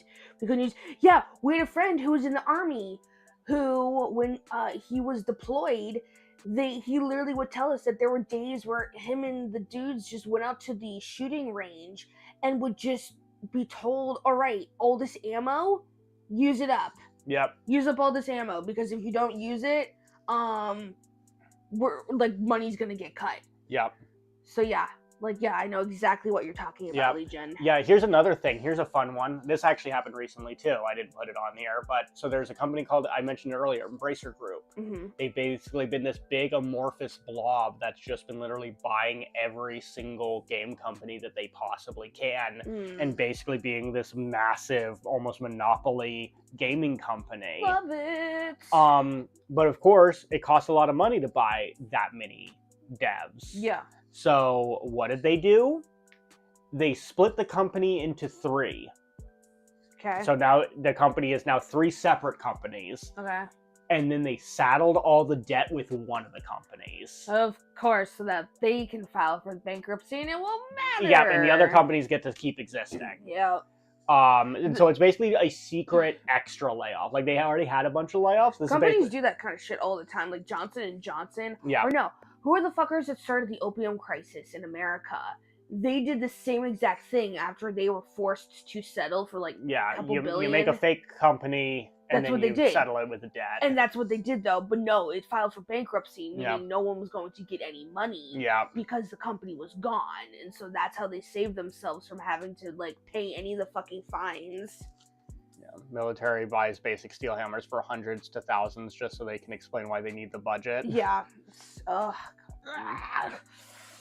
Yay, America. I know someone at the game shop who's $50K in debt buying cards. It's cardboard, dude. What the fuck? Yeah. Oh, that is insane. It is. Yes, I get the image is pretty and the cardboard is shiny and whatnot, but like it's gonna pringle on you for one thing, my dude. I promise you. And second, it just like, oh god, it's cardboard. It's cardboard. Yeah. Fun fact, money isn't real when the number is larger than 1 billion. It's literally just data, not real. Yeah, for sure. That makes 100% sense. Yeah, it's just just numbers at that point. Yeah, Purdue Pharma. But yeah, it's like, money just is fake, especially when it comes to business. I mean, because they can just get to move numbers around to do whatever they want. Think about the money that's in your bank account right now. Yeah. If someone were to go in there and just add a 0 and the bank was none the wiser, you got an extra digit in there now. You know, it's like it's shit like that just like shows you like, numbers are just, money's just numbers on screens half the time, it feels like. Elon text wildly shift the value of Tesla. Yeah. Oh my god. Yeah. That's the other thing that's always dumb with stock market stuff, right? It's just, someone will say something, sometimes it's not even true. Like there'll be like a meme or something. Like there was that one post that said that like this one type of medicine was going free or something, and like the stock like plummeted, but it wasn't even true. It was just someone memeing. Yeah, it was insane. I think it was like like insulin or insulin or something. Because that was when Twitter was getting its fresh hackers coming in and like making up fake accounts and stuff. Yeah, when the lockdown first hit. Bottle caps are worth more. Yeah. Yeah. That and like soda cans, right? Because at least you could take soda cans in and like get like money in some states from them, like glass bottles and shit. Yeah. My job in the Air Force was dealing with jet flight numbers, which is cool until you realize that millions of dollars a day. We never did anything sketchy with those numbers. Cough. Oh my god. Yeah. That's insane. Yeah. In particular, like I might be wrong about this, but I remember hearing like that's one of those examples of like egregious spending, military spending where it doesn't need to be. 100%. Because I'm pretty sure like at some point they ordered like the creation of a bunch of jets, and that they were straight up like, we don't need these. Yeah, not that they actually put that money towards the soldiers and their living conditions and how, how they survive their day-to-day lives, or even how they survive their day-to-day lives once they get back from deployment. Yeah. Fuck them before, fuck them after. But fancy jets we don't need, though, guys. Yeah. That's where the money's gotta Yeah, go. I'd be very curious what the military would look like if, like, not even, like, don't even mess with how much money it has. Just actually make the money get spent in places that where make it sense. should be spent. Like, yeah, like the living conditions of your soldiers and Yeah, stuff. yeah. Like, I'd be very curious if you just redistributed how the money gets used, what that would look like. Yeah. And have it all properly logged. Yeah, and not just do dumb stuff like shooting bullets in order to justify our existence. Yeah. Is the 0 before or after the decimal? Before the decimal, of course. Silly. Entirely unrelated. Looking to over what some of the devs on these visual novels are working on, and ooh boy, I'm excited. Ooh, that's exciting. Very exciting. Producer, you haven't touched your lemon tart yet. Oh, yes. Okay, so that you're gonna have to kind of like shimmy it. Yeah. Out of the. It's gonna take some work. You okay. You got it though. I believe in you. Okay. All right. If not, just like get a fork or something or a spoon and just like spoon it out. But it took me a minute to do it, but I got it. I got it eventually. So yeah, how have you been liking X-Men 97? I have been really liking it, except for a certain thing happening. And yeah. I don't want to give spoilers. Yeah, just episode 5 was rough, guys. Episode 5 was rough. Yeah. Yep. Literally worst timeline. Yep. Like, it's not even funny how poopy this one is. I don't like it. And a unfortunate, but like kind of like at this point you don't expect otherwise, is the head writer, like lead creator and writer for that, like a couple days before the show got released, gets canned by Marvel. Oh my god. So it's like, I hope that there's enough people that's in good hands for when season 2 happens. Yeah. Kind of thing, but it's like, really? Apparently he was also on The Witcher, and he was like part of the group of people that left when the Witcher writers were like, we don't care about any of the actual story and stuff. Yeah. Yeah. So it's like he left that because those guys sucked, and then I think we've seen pictures of Chris Hemsworth and how he's looking, and it is not the same. You can't replace him. Of course, I can't think of his name. What's the actor's name? Superman. Henry Cavill. Henry Cavill. Yeah, you just can't replace Henry as the Witcher. He's too yummy for his own good. And he does the voice so well too, and he actually enjoys the games and like. Well, that's the thing, right?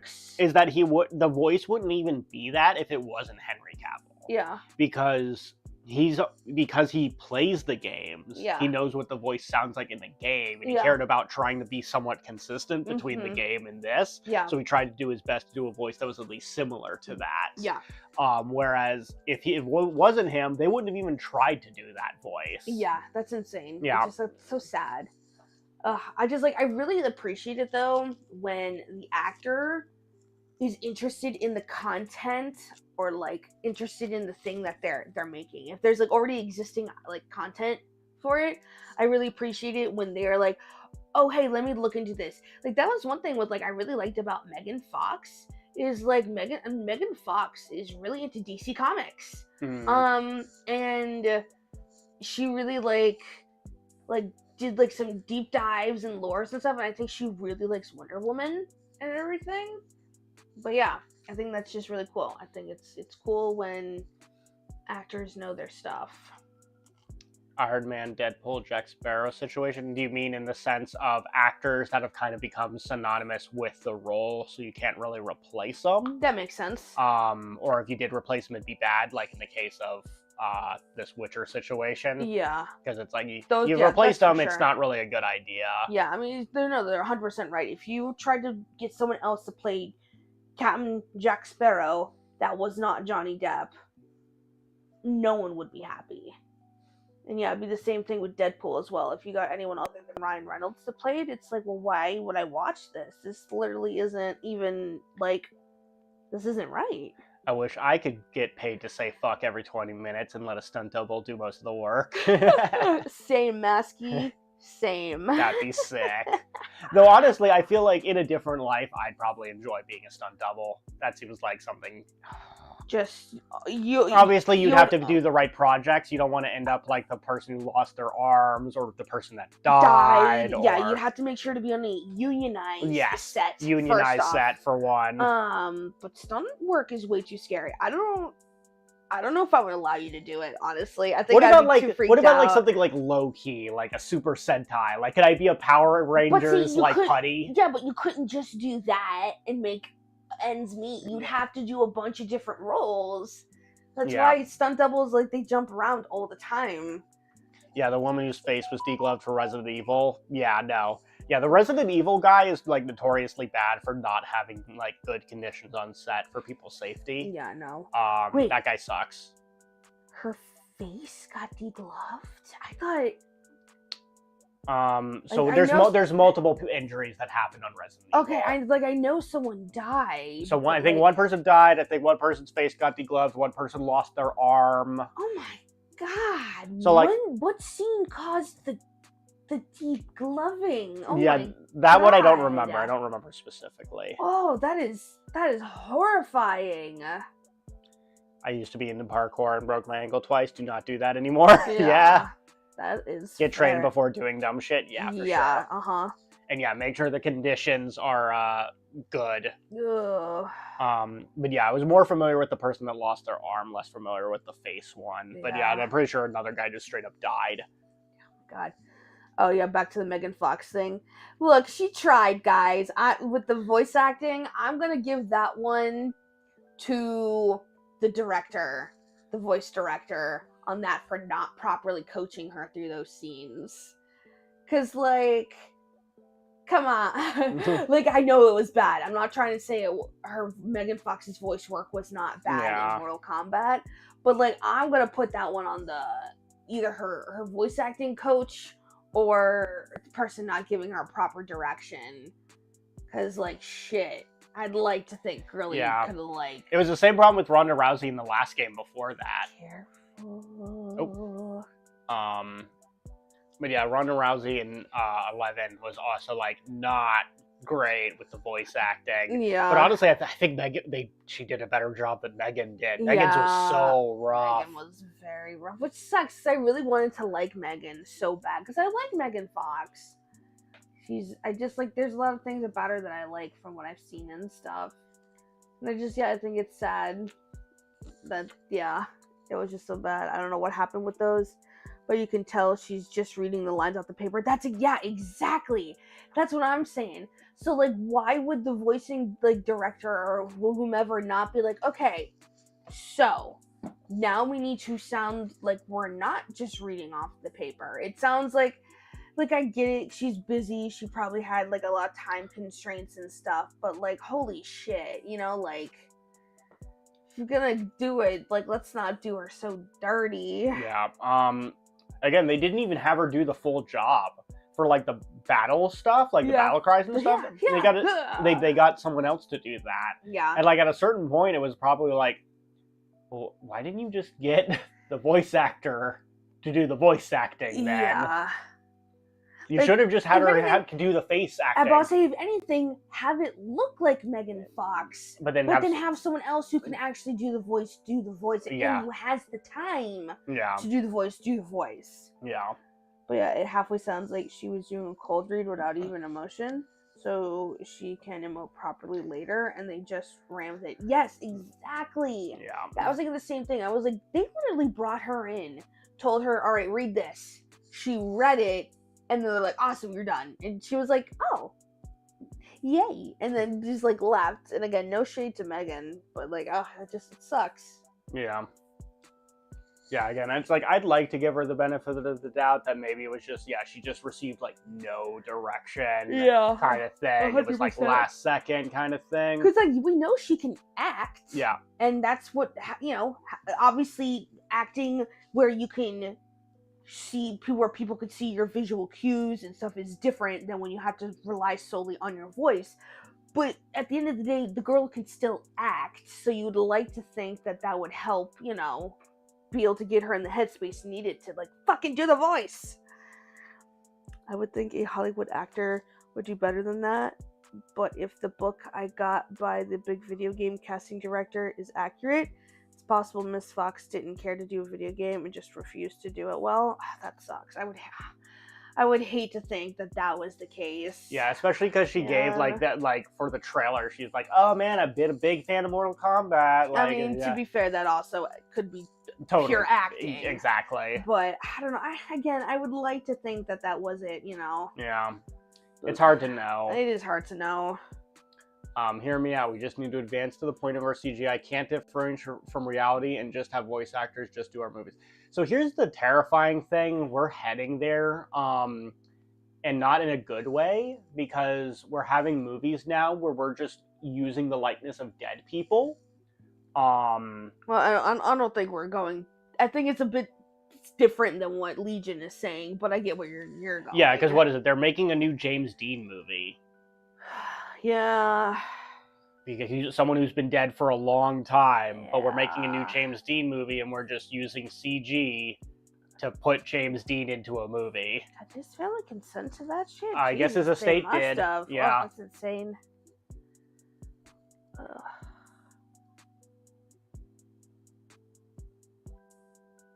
Ugh, that's gross. I don't like that kind of stuff. It was easy enough to sleuth that it's one of the Spider-Man live-action actors from the early 2000s. Wait, what? What are we talking about? They've refused to take his hat off or do several lines. Oh, okay. So they had to have a voice match, do several of those, and some of his stuff has an echo in it in the PS2 game. That's crazy. Except it won't be voice actors doing it. It'll be AI. Oh, God, yeah. That makes me think, though. Oh, God, I heard a story coming out that The Rock is extremely unpleasant to work for when making movies. Like, we're talking, like, dude is, like, multiple hours late to set. We're talking, like, 6 to 7 hours, according to, like, staffers and everything. And, like, this is, like, common occurrence. So I think it's the most recent movie he's doing with Chris Evans. He's already cost production an extra $50 million because of how late he's been to set. And one thing he does is he still works out religiously. Hence why that last big WWE event that happened with him there, that's why he was in such good shape. Because this man still works out every day, which there's nothing wrong with that. But if you're doing that instead of going to your fucking job, like your prior engagement, right? That's like, costing the studio millions of dollars, might be a good idea to maybe, instead of your 3-hour workout, do a quick 1 hour and then get in. And like, we're talking like, there were some staffers that apparently were starting to be able to apply for fucking healthcare benefits because that's how many hours over they were going, because that's how long he was taking to fucking get on set, to only work then like 3 or 4 hours. I mean, hey, maybe he's secretly trying to benefit these people. Yeah. Maybe he's secretly doing everyone a solid. I mean, shit, obviously if I was in their situation I wouldn't complain, but like, yeah, because you're getting paid to basically sit there because we can't do anything till The Rock shows up. Yeah, but still, it just, it's not great. And especially because like that's when they start cutting people. If they don't need you, that's how they start cutting people, and that's always scary.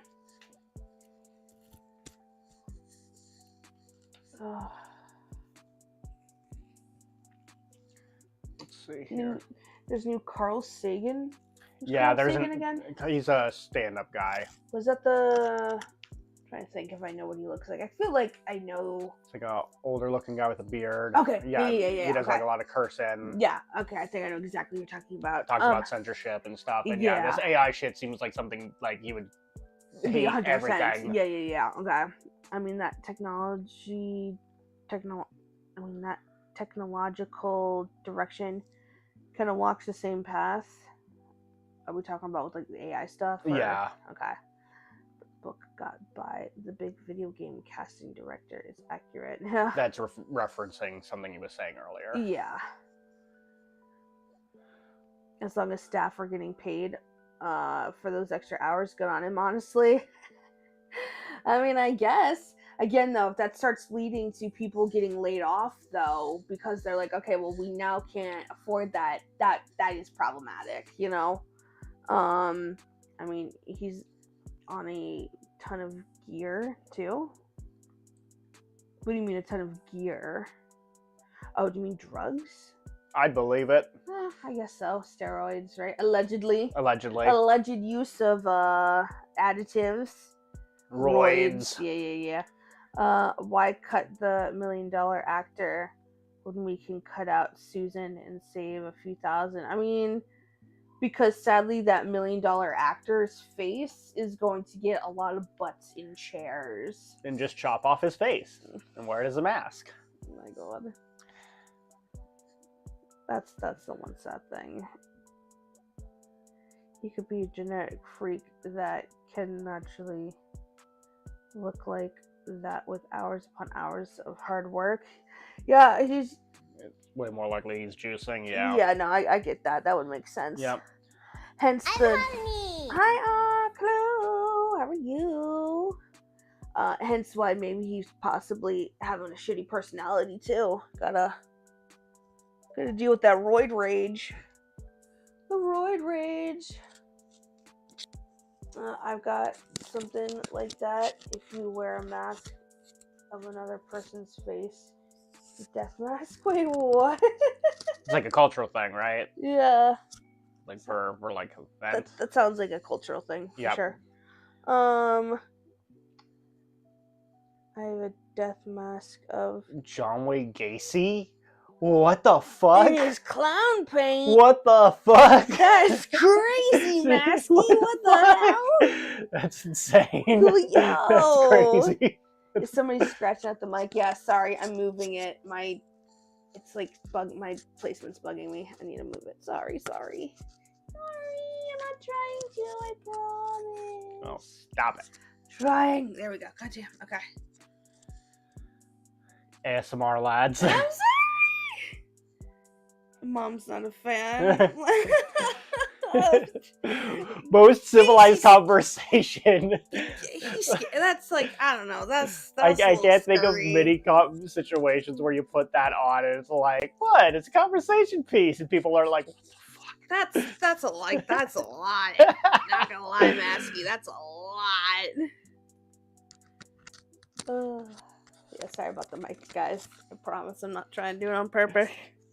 Just whip that out at the family get Oh together. my god. Could you imagine? That's right. We all wear a mask. Oh, we all wear masks, yeah. Oh boy, oh boy, oh boy. Oh boy, oh boy, oh boy.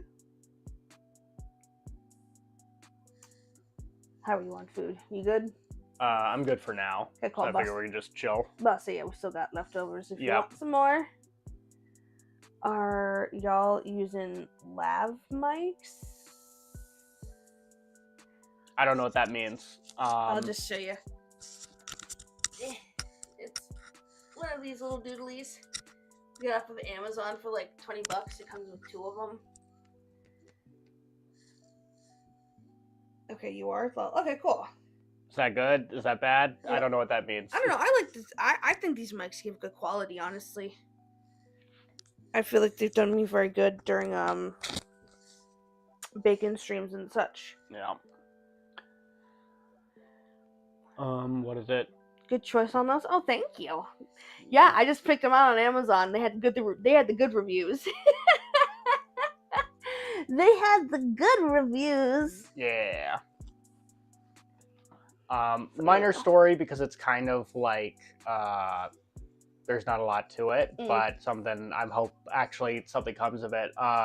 Leaks suggest Resident Evil 9 is coming soon. Wait, what leaks suggest you were saying? Yeah, there's Oh, okay. I was like, who suggests what now? yeah. So yeah, there's some leaks coming out that are suggesting that Resident Evil 9 has been in the works. Apparently, it's been like Interesting. in the works since like in the middle of like Village's development. Oh, okay. Wow. So Who we following? Hmm? Who we following? just a known leaker on this kind of stuff. No. Oh, we don't know those kind of details. Okay, yet. okay. So that's kind of the thing. Is like now it's like the speculation time of like Of what's course. Yeah. because for a while now kind of feels like they don't know what to do with a Resident Evil 9. That's why we keep getting remakes and stuff. Okay. Because it feels like they're not sure what to do to move the story forward. That's fair. Kind of thing. Because we keep moving forward and we keep moving forward with the same characters. Yeah. But they keep getting older and older. And it's like eventually it's going to be grandma with a walker fighting zombies. Well, or maybe we could make it a non-sexless thing and be like, hey, this is Leon's kid. That'll never happen. You crazy? I'm just saying, like, if you want a connection still, right, to the OG characters, I feel like that's what you'd have to do. Be like, hey, this is Leon Kennedy's son, or this is Leon Kennedy's son's son. You know, like we tried to do that. Remember, we had the son of Wesker. Oh my Remember when we made the son of God. Wesker? Yeah, well, because I was fucking stupid. Ugh. Yeah, Chris's son, John Boulder. Oh god, my favorite is my haunted Corey Taylor mask from Volume 3. What does that mean? Wait, Masky, what the fuck does that mean? What does that mean? Alessio Wesker's clone or whatever. Yeah, that'd be weird if they just kept bringing Wesker. Like, that was like Wesker's back. Where they're like, oh, Wesker's not even just a one person. It's a family, guys. Yeah, there's a family tree. There's a family tree of Weskers. God, have a fucking reunion. Yeah, and so we're just gonna introduce new people with the last name Wesker. Bring back Sheva. Honestly, that'd be cool. They're never gonna do that, but that'd be pretty cool if they did. Go full Wesker off. Oh my god, Wesker. I mean, he's already like doing it, right? Like he's already in like the black trench coat and everything. Like he was already like halfway there. Halfway there. Yeah, halfway there. Halfway there. Yeah, they already did it as a family. Yeah, that was the thing. Is like when they introduced Alessio Wesker, like what is it? You're fighting She Wesker. Alex, right? Or Alex. I thought her name was Alex. I don't remember. It starts with an A. Okay. That's fair. But you're fighting She Wesker in Revelations 2. Yeah. You're dealing with a She Wesker. Uh-huh. And so it's just like, I remember when they did that and it was just like, ugh.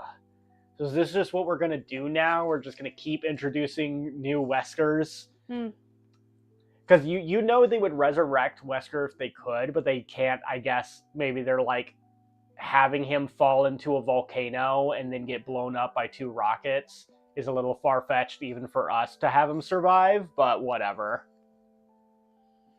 He exists in the live stream and can take control of any Weskeroth acolytes. Oh my god, could you fucking imagine? Yeah, don't you dare speak that into reality, because I could already see them doing some shit like that. Oh, yeah, it's mean. They already had clones in the TV series. Honestly, if you find a way to somehow make that Wesker and like the game Wesker coexist,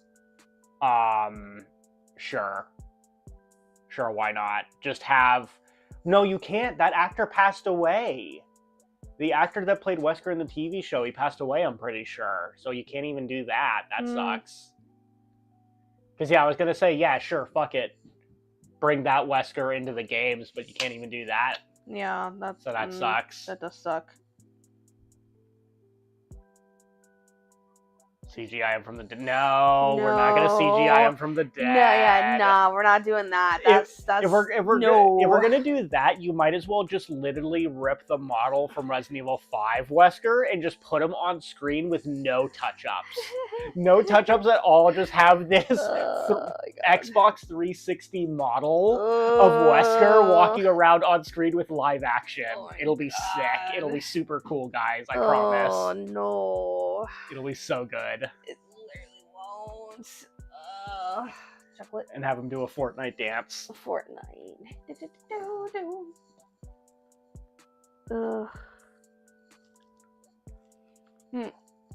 Chat wants some chocolate. Here you go. We got white chocolate and just chocolate.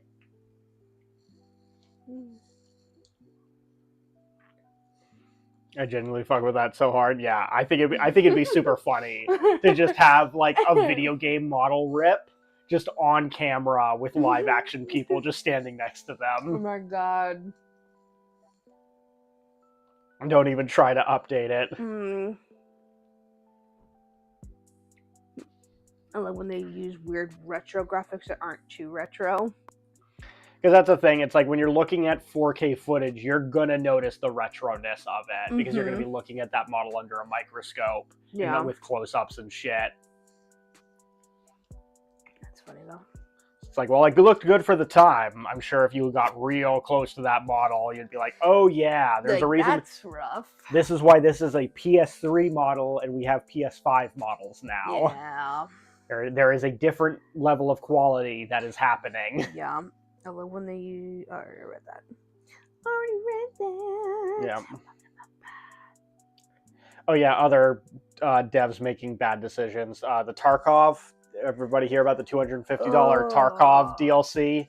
Yeah, it's just like gives you what PvP or some shit. It's like it's technically I think already PvP. It might have been PvE. PvE. It's one of the two. It's some extra PvE something. Yeah, it's some extra game mode that they don't normally have, but they're like this edition of the game with this extra game mode costs like $200. And that's the thing that's getting them fucked and getting them clapped for this is the fact that they put out an edition before. There was an edition that if you bought it, it said you would get all future updates for free. And so this DLC thing that they were doing directly went against that, where it's like, but if I bought this edition, you said any future updates we should get. But they're saying, too bad, fuck you. You have to buy this version if you want that content. Yeah, that's insane. That's so scummy, too. Because it's like, how can you say that to then only just go straight back on your word like that? Oh, yeah, the 200 edition also comes with pay-to-win content. Yeah, which is another thing, because everyone's like, but wait, what the fuck? That just breaks the game for all of us now. Yeah. And so they've retracted their statement like 2 or 3 times now. Yeah, they're slappy. Because they're like, okay, you can get it, but later when we hit 1.0, or okay, you can get it. Like they keep adding conditions. Yeah. To be like, okay, maybe you can get it, but they just refuse to back down completely. So we've gotten like 2 or 3 different back downs out of the devs. Pretty sure the EU's coming for their asses, though. Or someone's coming for their asses. Yeah, because this is ridiculous. It's redonkalonk. But yeah, it's just crazy, like, how much that, like, usually what happens with this is you do something like this, there's a backlash, and then they cave, and they retract it.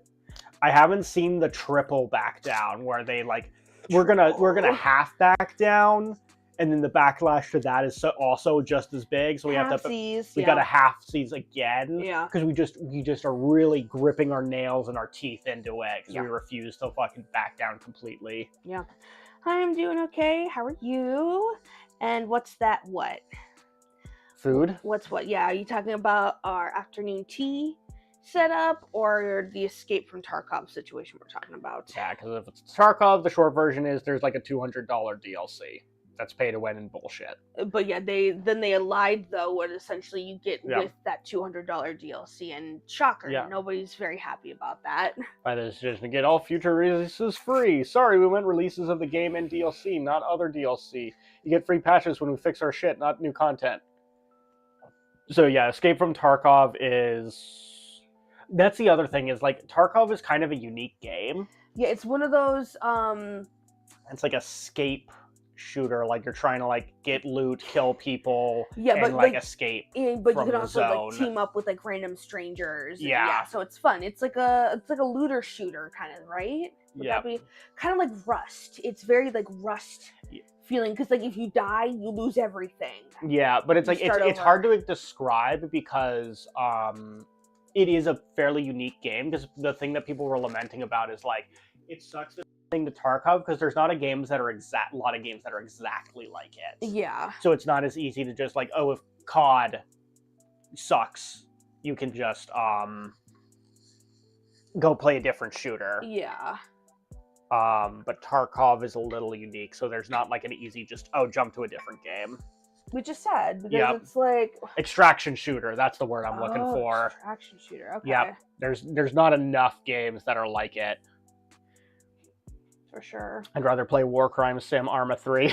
Yeah, I saw some fun videos back in the day for Arma 3 where it's basically people doing RP.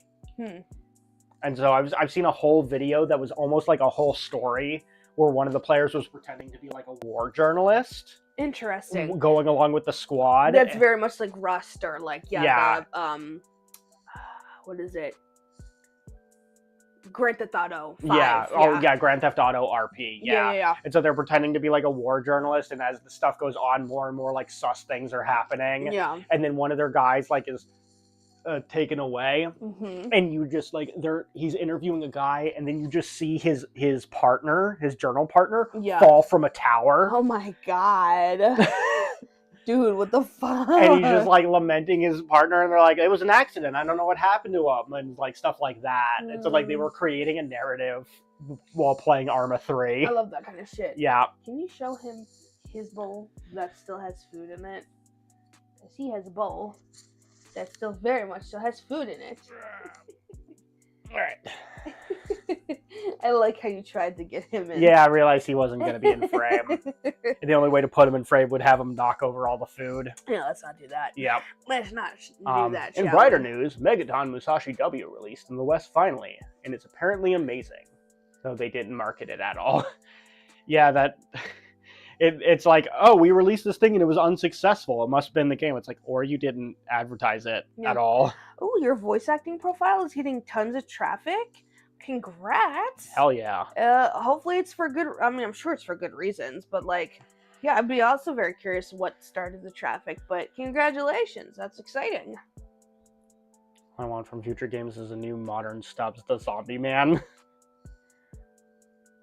Stubbs the Zombie Man? What's that? Not familiar. Arma people are cool, which is surprising because you'd think that like when it's like military sim, you might get like people that are like on like have like weird vibes. Like the people that play like is it World of Tanks, the one that they keep leaking? Yes. Documents. State secrets, yeah. Because they need to win arguments online with Russians, so they Yeah. keep leaking actual documentation in order to win online arguments. Yeah, absolutely love it. That's the good shit, man. Those are the kind of people I would have expected from Arma, but it doesn't seem to be the case.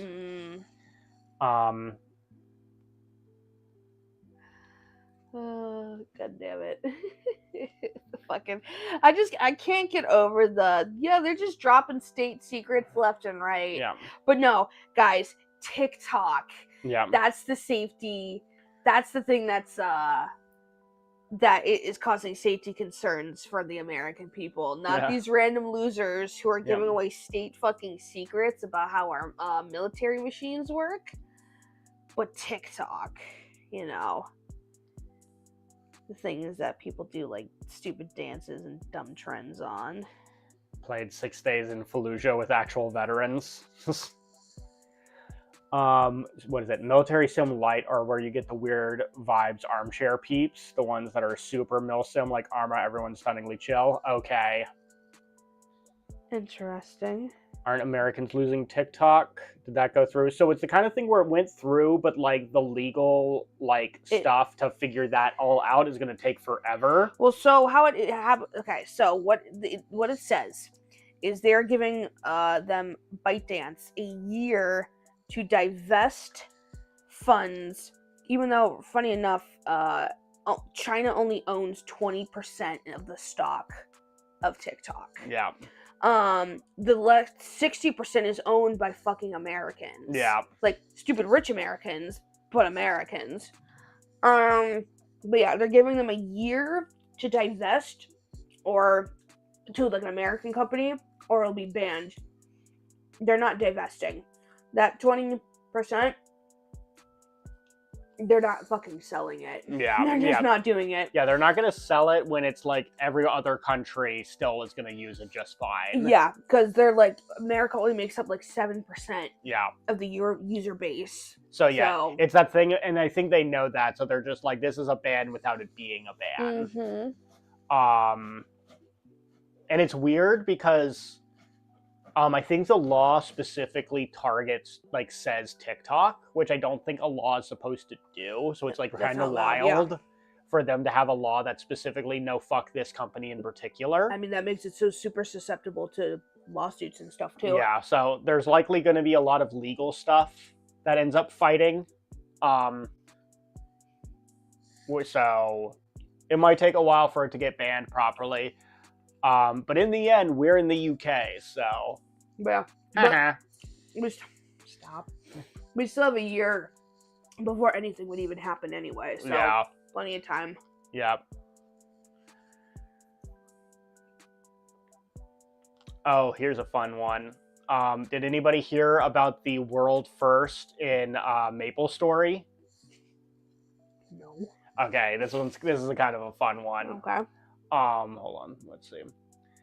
Fun fact, all TikTok would have to do is rebrand to another name and it wouldn't be legally binding. Yeah, they do that name. I think they're literally trying to do TikTok Notes. Yeah. From what I've heard, where they're literally setting it up to where you can transfer your entire TikTok account, videos, everything over to TikTok Notes, and it would be 100% fine. Yeah. Oh yeah, so what is it? You're talking about, the Palestinians have illuminated a number of laws that are straight up anti-free speech. Yeah, that's been a thing for a long time now, is that people didn't realize, is that, a lot of the laws involving Israel are basically just anti-free speech, where you just aren't allowed to say anything bad about Israel. That's that new anti-Semitic bill that they're trying to push through. Well, even other laws that have been on the books for a long time, because again, like, we're talking about it now, but like, Israel, Palestine has been a thing for a long time, not just now. Yeah. And so there have been laws on the books for a long time that have basically been like, if you say anything about Israel, you're not allowed to do that. Yeah, that's crazy. USA is an amazing country, ain't it? America! Fuck yeah! It's in a motherfucking day, yeah! In Texas, if you're a federal worker, you're not allowed to say anything. Oh, yeah.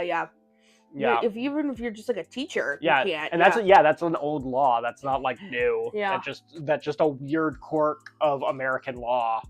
All right. So what's this MapleStory? Oh right. So the MapleStory situation. So the MapleStory story. The MapleStory story. So it's a thing in some of these games where it's like you have a really high level cap and it takes exponentially more and more EXP to get to those higher levels. Of course. And so the current level cap is level 300, I'm pretty sure. Okay.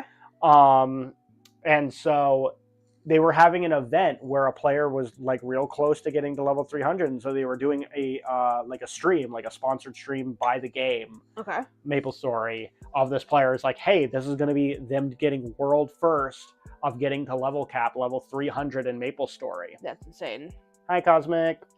Hi, Cosmic. Hello, I adore you too. How are you? Welcome in. We're just enjoying our afternoon tea and chatting. Yeah, happy Saturday. So, but here's... Yay! Thank you for head pats. So what happens is the person gets to level, 299.999.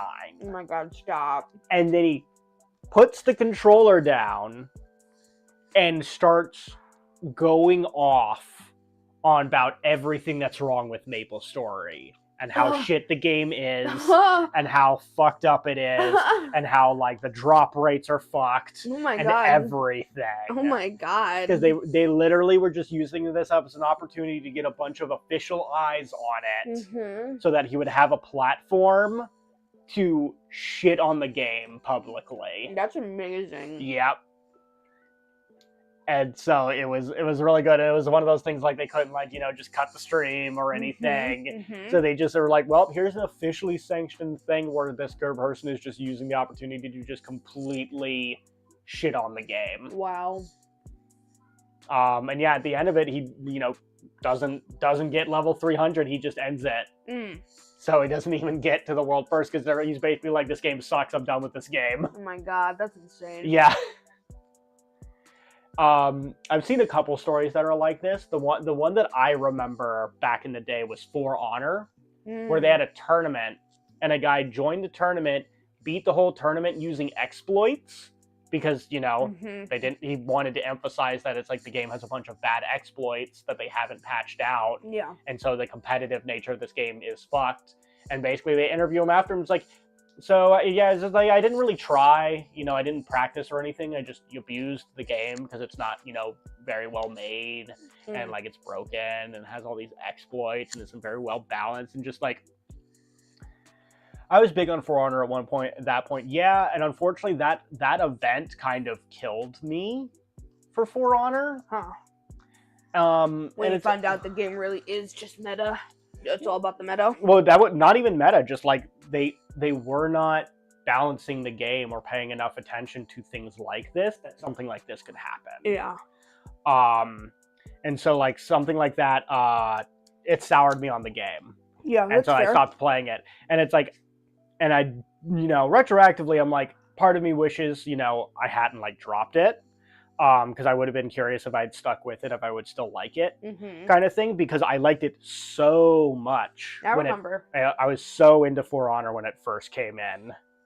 Yeah. But just, yeah, stuff like that kind of was like death by 1,000 cuts after a while. Yeah. It's funny and all, but like people are addicted to MapleStory, so nothing will happen. I mean, there was a recent story about Nexon and how they straight up lie about the drop rates. Some of it, it's literally impossible. Like, it's an actual drop rate of 0. Because, yeah, that's right. I remember you telling me about that. Yeah, and so they got, like, in legal trouble because it was exposed that they were, like, straight up manipulating and lying about the drop rate numbers. That's 100% illegal. Like, you can't tell people, hey, you have a chance to win this, but then secretly back and be like, not really. Yeah, so, like, imagine a slot machine where it's actually a 0% chance to win. Yeah. But they're telling you there is a chance to win, and so you keep putting coins in. So you're literally putting coins in to never get anything in return. Yeah. That's what that company was doing. That's crazy. Yeah. So yeah, Nexon kind of sucks. Yeah. Kind of sucks. Kind of sucks. Not my favorite team. Yeah, it's not cool. Nexon was part of the legislation that forced online drop rates to be legit. Yeah, they really screwed the pooch for everybody, kinda. Yeah. Well, good for them. Yeah. Good for them for being so bad at keeping their secrets. Was that the same legislation that was like, where recently they were like, oh, we got to change this, and then like a bunch of Chinese stock started crashing, and so they like retracted and were like, okay, never mind, we'll only change it a little bit. I'm not sure. There was some story that was like that.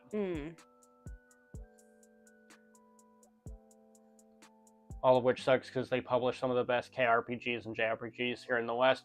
Yeah, their hands are in a lot of stuff, Nexon. Yep. No, the game time caps? Okay. Yeah, maybe that was what the Chinese stock thing was.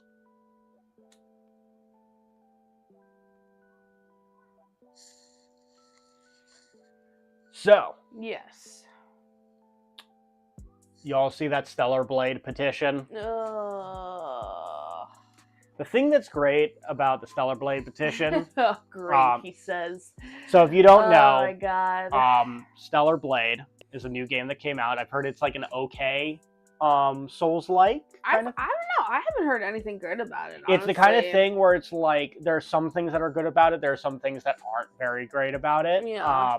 But I have seen some people enjoying it. Mm-hmm. So it's like whatever. I've heard like I think the story is not very good. Yeah, it might be like a 7 out of 10. I'm about to say game. probably like a C. Yeah, it's probably like a okay. solid 7 out of 10 game kind of Gotcha. thing. Gotcha. Yeah. Where it's like there's some cool game stuff. There's some like the story's kind of bad. Yada, Playable yada. at least. Yeah. But a bunch of people are super mad because what was it? 17 costumes. 17. Yeah. Got censored. Yeah. The big one in question, there was like a black like leotard kind of outfit. Yeah. And they changed it so that there's a little less cleavage and there's it's covering a little bit and more in the front in the crotch, pelvis, in the crotchal region. So it doesn't look like she's getting the world's biggest fucking wedgie. Yeah. Vaggie wedgie. Yeah.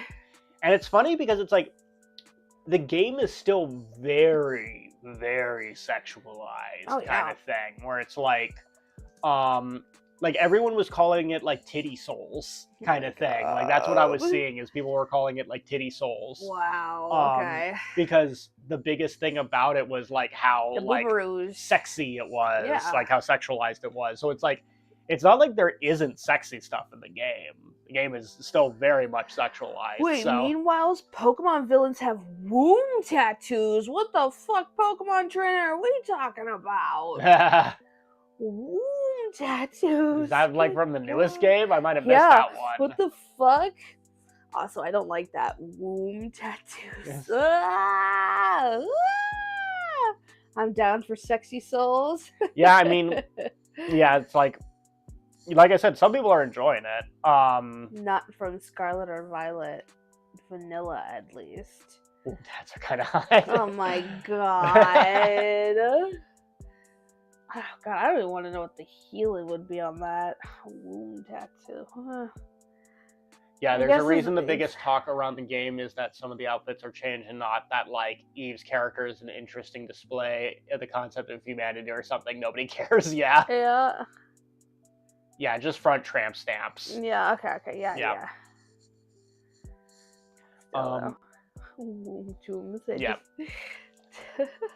But yeah, so it's like some dudes, what is it? Someone described it, it's like sad boys. I guess these guys, someone described it as these people have Gooner's aphantasia. Where it's like apparently these guys pulmonary plumeria tattoo. Just are not able to visualize her completely naked, and that drives them insane. That it's not revealing enough that we can't just like, because they just can't conjure it in their mind. So they have Gooner's aphantasia. That 1 inch of cloth added to her pelvis. How dare you, good sir. Yeah, and it's like, I don't know if there's like just not a good modding community where you can just like mod it to like be the titty game that you always wanted it to be or what. But yeah, so they put out a petition crying about that, how dare you censor our games, this is an outcry. And the bonus icing of it is the fact that these people made videos of themselves. They made videos of themselves complaining. Being like, I signed this petition because and because I'm the cat. It's rare for you to be able to picture what you think someone will look like in their mind, and then they look exactly what you would think they would look like. It's so bad. It's exactly the kind of people you think they would be. It's really bad. It's kind of sad. Petition for her OnlyFans leak. Yep. Before DMC5 released, I saw a ton of combo videos that people that were playing at our pre-release expos, and then memes on the story were everywhere. Bonus is who is leading the charge on it. Wow. Yeah, Mark Kern. This motherfucker I'd seen for the longest time on Twitter, just with shitty takes. But then yeah, this is dude's been a parasite for like fucking ever, unfortunately. So it's like, oh, this guy's involved. Never mind. He literally killed Firefall. Yeah, I didn't hear about that one. Yeah, wait, what? Over an internet fight. An internet fight? At this point, if I was a dev, I would release a free DLC with a skin of the character entirely covered in like winter gear and a balaclava, just only pupils showing. Yeah, just out of spite. Not even hyperbole, he removed PvP from a PvP MMO because he was arguing online in the forums. Hell yeah. Oh my God, stop. That's insane. Sounds like a petty guy. That's a petty bitch right there. Sounds like a cool person to hang out with. Oh yeah, grade A cool man. Yeah. I'm cool, man. People were upset at how unbalanced it was. He said, well, then we'll remove it, so don't worry. Wow. Way to take feedback constructively. Yeah. Later interviews with devs, they explained that it was the first they heard of it. He literally decided on it during an internet fight that moment.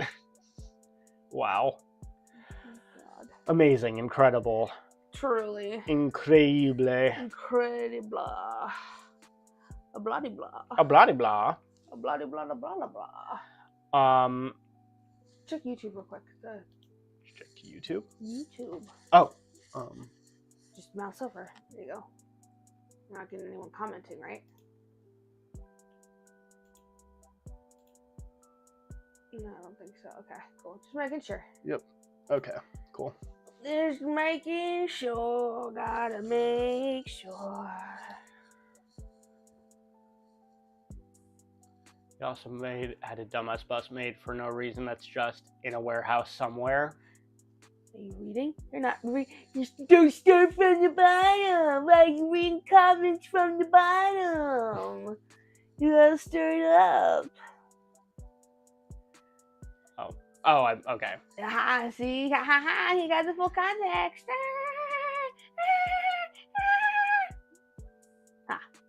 That comment didn't add context to the bus. The bus was an enclosed, entirely contextualized comment. Hush.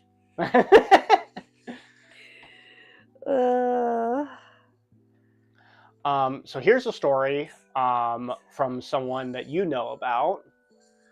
Maximilian Dood has actually been on a bunch of game news websites recently. Oh? Because he's commissioned some game artists to basically remake MVCI's art style, like give it a completely new art style. Hold on. MVCI.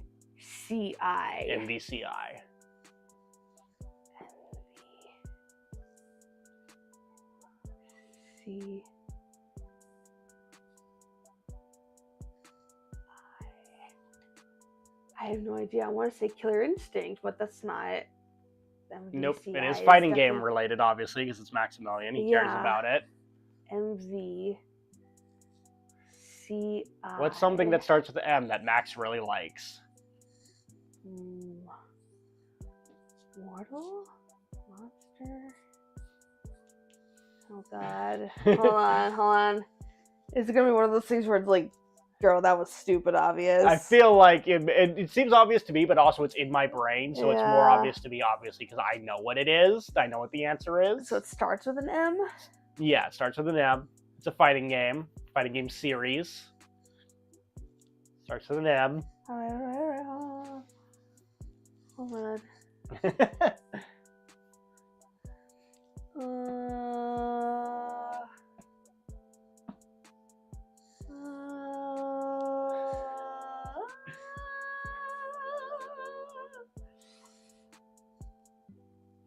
I got no idea. Marvel versus Capcom. Oh, god damn it. Okay. Yeah. So Marvel versus Capcom Infinite. Okay. If people don't remember. Hey! Dead or Alive. So close, Masky. So close. Don't even throw his stuff at me.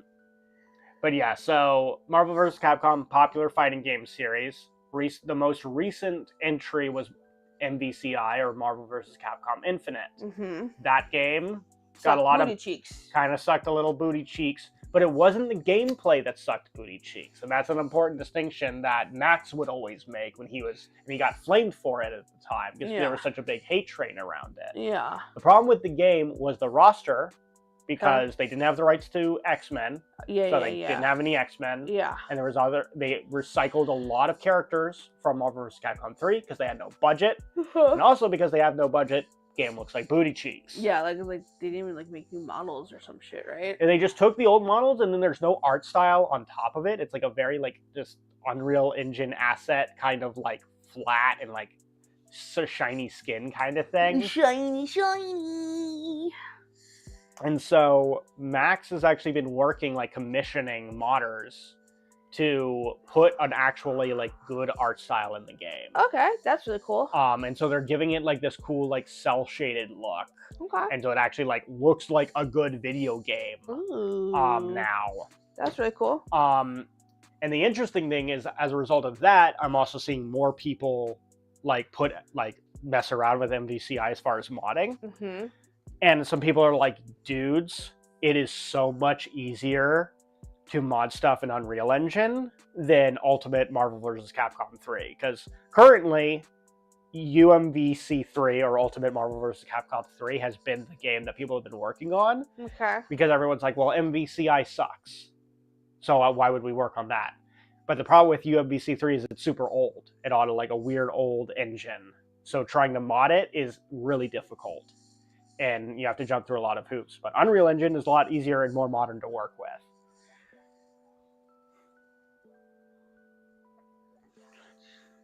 MVCI is one of those games that if they made it like Smash Ultimate, it would have been massive. Monster Hunter World would have been chump change by comparison. Yeah, it's like, it sucks because there's so many ways that MVCI could have been done better. Like they should have like waited, had it be like a tie-in to Endgame, like release it at the same time that Endgame was releasing, just pushed it off and given it some extra time and love and money, and it would have been better. I'm in a project with the VA for Captain Commando in one of those mods. Sick. That's cool.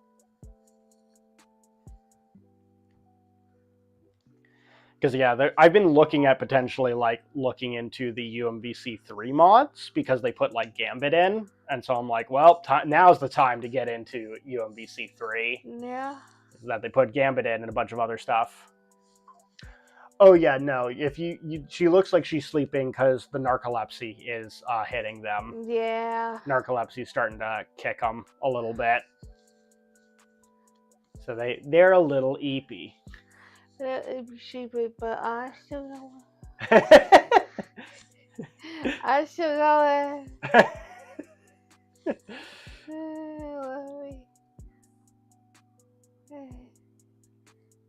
Yeah. Oh, come on. Ah! Ah! You're just gonna attack a sleeping individual. Rude. Wow.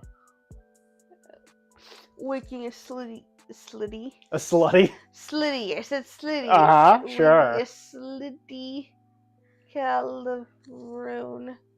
Oh, no, guys. Oh no.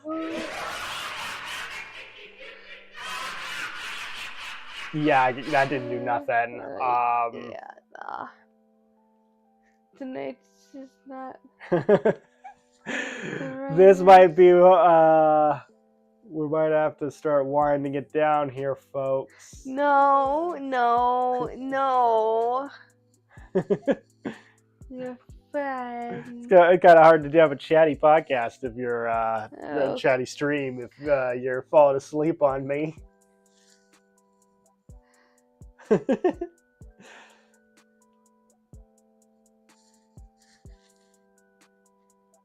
Well, welcome to Late Night FM in the evening. This is where I take over the stream, and now everything's about fighting games. hey, Evo Japan just happened. Did everybody watch Evo Japan? Probably not. I don't know if anybody in this chat keeps up with fighting game stuff, but there was a big fighting game tournament in Japan.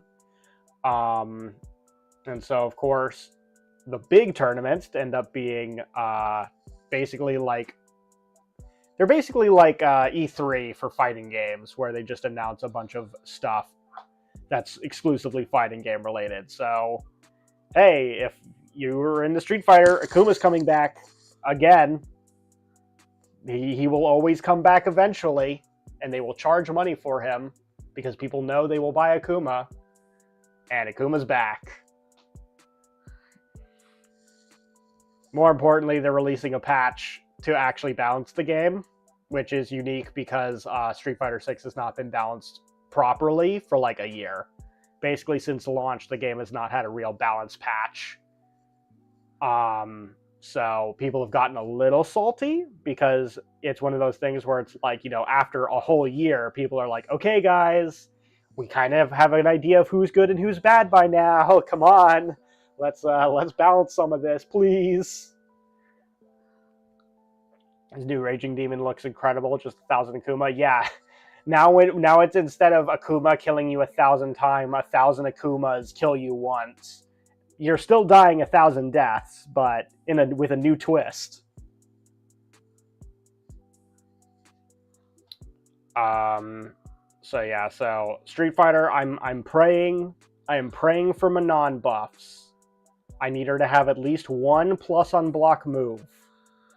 I don't know why a strike throw character does not have any plus on block moves. It's a little nutty, but just give me one plus on block move that doesn't cost meter. Manon is the French ballet judoka who has pink hair and is tall, but despite how tall she looks, the game says she's 5'9", because they're kooky like that. She is the tallest 5'9" person I know, let me tell you.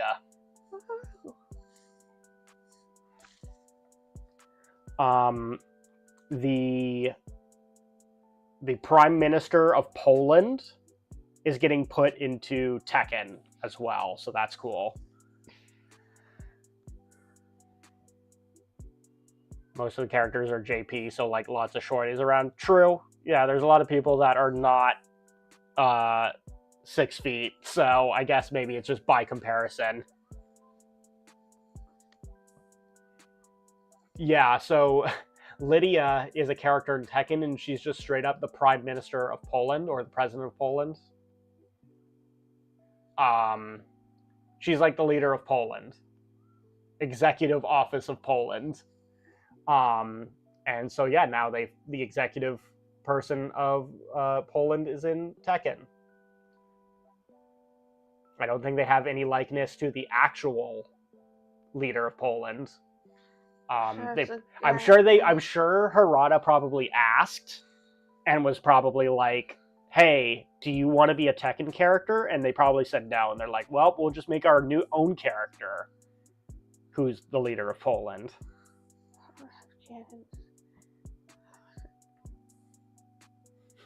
Yeah, that's more likely. They probably approached them and they were like, what the hell is a Tekken? How do we get votes? Put them in a fighting game or a Pokemon gym.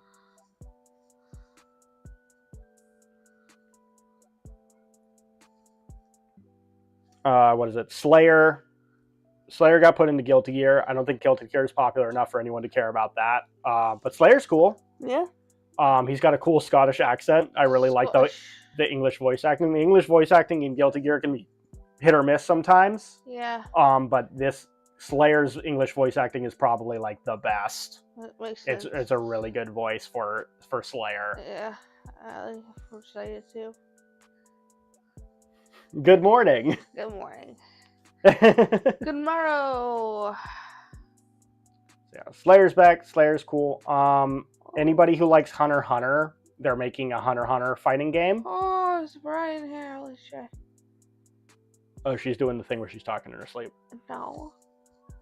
Let's see if I'm trying to open my eyes. I'm blind. She's trying. She's doing her damnedest, folks. She's a little kooky.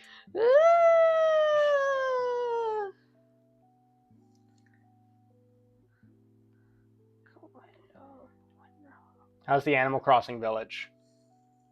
It's still there.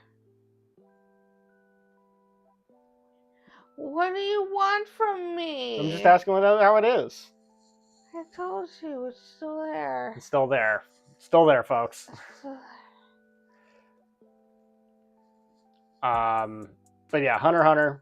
I've already heard complaints from people because there's only like 16 slots on the roster, and there's already like 1 or 2 characters that are people like, that's a wasted character. There are so many good characters to put in a Hunter x Hunter fighting game, and you picked this guy. This game's dead. It also doesn't help that the game looks like incredibly unfinished. Yeah. It's probably like an alpha. But I don't imagine we already know like what the budget is, and it's like minuscule, so it's probably not going to look that much better by the time it releases. But maybe it'll be cool. I don't have a dog in the race because I did not watch Hunter x Hunter. I watched Yu Yu Hakusho. I like Yu Yu Hakusho, but I did not watch Hunter x Hunter.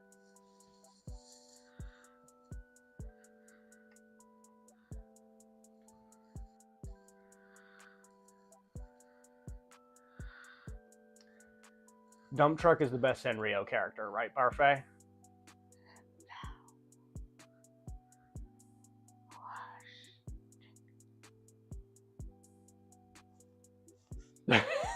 No. No, it's not? No. Okay. Don't even joke like that. You gotta have beef with Dump Truck Kun. I joke, so those are some serious allegations. Just throw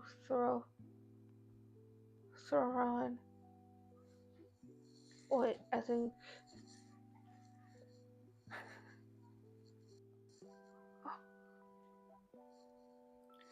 You know what the problem is, chat? Is that this stream, Parfait is sitting on a couch. Yep. And the couch is a lot cozier than the uncomfy computer chair. It's very true. And so I think Parfait has gotten a little too cozy on the couch. I got the fooditis. Oh yeah, combination of that, food. eating food. So they got the fooditis. Uh-huh. Obviously narcolepsy is always there. Uh-huh. But a lot of things are culminating. You have all the blood put on my face. Okay. Gotta get it, Message Rose. I gotta do something. She asked me to do something. I can't remember now. Who asked you to do it? Rose. Rose asked you to do it? I think so. Okay.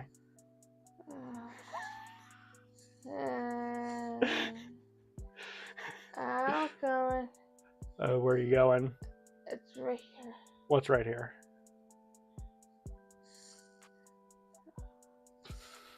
My seeing hole. Yeah. I see you.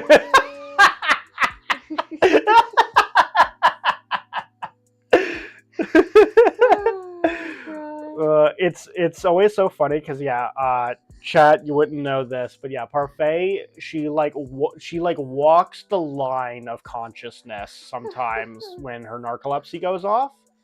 So she'll talk out loud to me as if I'm there in the dream, but mentally she's elsewhere. She's in dreamland, but she's fully talking to me like it's real. So she does a lot of dream talking. Yeah. Which leads to a lot of funny conversations. Yeah. Alright, what are we talking about? What's happening? I was killing time talking about fighting game stuff. Sorry. I just got really sleepy all of a Yeah, sudden. you got real sleepy. I took a nap and everything today, too, so that's crazy. Come on up, Trista. There you go. Crazy. Alright, so sorry, what about fighting games? What were the games of fighting? Oh, right. So I was talking about... And I'm back. I talked about Akuma being in Street Fighter. Coomer. Okay. Yeah, I was begging for buffs to Manon. I just wanted to have 1+ unblock move. Manon. Was talking about how the Prime Minister of Poland is in Tekken. That's the lady, right? Yep, Lydia. Lady. Yep. Lady, hey lady. Talked about Oh my goodness. What is it? someone donated $1. Oh my goodness. $1. Make it rain, make it rain. Who donated it? Someone. It's anonymous? It just said someone. Oh, literally says someone. Well, Yeah. thanks someone for the $1. Interesting. Yep. Okay. Thanks so much for the $1. Make it rain. Make it rain. All right. So Slayer Slayer. also got in. Oh yeah, that's right. I remember. Yeah. I saw the trailer. Yep.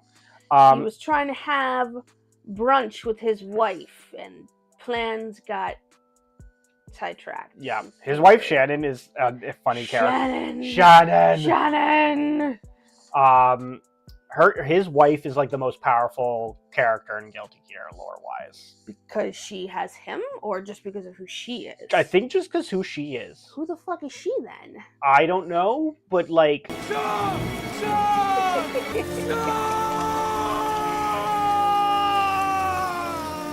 Nin. Shannon. Yeah, she's just her. She's just built different. She's just on that grind set. I mean, I guess right. Slayer wants her like that, yeah. Yeah, because I think it's like their relationship works because she's so strong. She's basically immortal, which means he can drink her blood and she's fine. Nice. Okay. There's an ending in one of the older games where Eddie, which is the big shadow monster, basically is like looking for someone like a victim, and he sees Shannon is like, you're easy prey, and he goes to attack her, and the second he like lays his hands on her, he gets obliterated. Oh, yo. Just like evaporated. Jesus. So it's like, you do not mess with Shannon. Okay. You will be evaporated. Cool. And so, yeah, just her and Slayer just hang out and have, a nice, healthy relationship off in the distance. And he's just retired and chilling. He's just vibing. Love it. Yep. Honestly, good for them. Yep. Good for them. Yeah. Good for her. Good for him. Yeah. It's interesting also because at this point, Guilty Gear Strive's roster has gotten so big that, and they've already said it in that trailer that they're doing a season 4 of DLC. That I think they might get every character ever that could like lore wise make sense to be put in the game, because some characters are like dead. Yeah. They could get into season 4. I'm sorry. I'm looking back to You're looking chat. through the comment. What the fuck, Rebellion? Did I say something about Animal Crossing? Well, what is it? I asked you about the Animal Crossing and you talked about it like it was a thing. Oh my god. And then I feel like I remember you asking me about the dump truck. Yeah. And I was like, no. I wanted him to lead you into it. Yeah. Because, you were like, it's still there. So, like we just prompted you and you were just like, yeah. Oh my god. I was so out of it. Yep.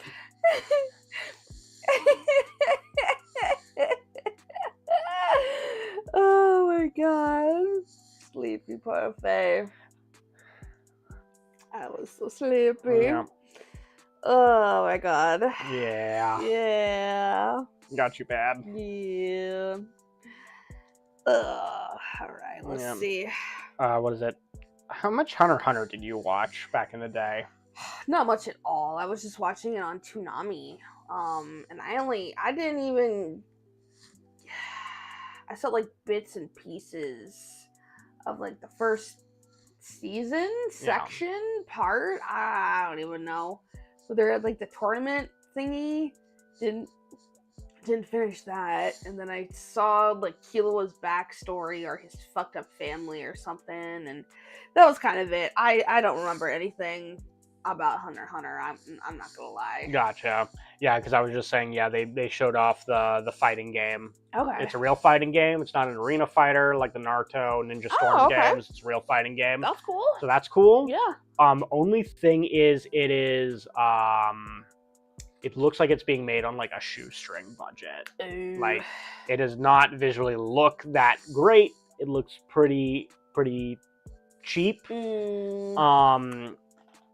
It looks like it's only going to have like 16 characters, which is weird because it's like a 3v3 game. Yeah. Oh, God. 3v3 game with only 16 characters. Exactly. So, yeah, having that little amount of characters. Why would you do it a 3v3 then? Yeah, and... do a 2v2. Like, fuck, at least, like... Yeah. I don't know.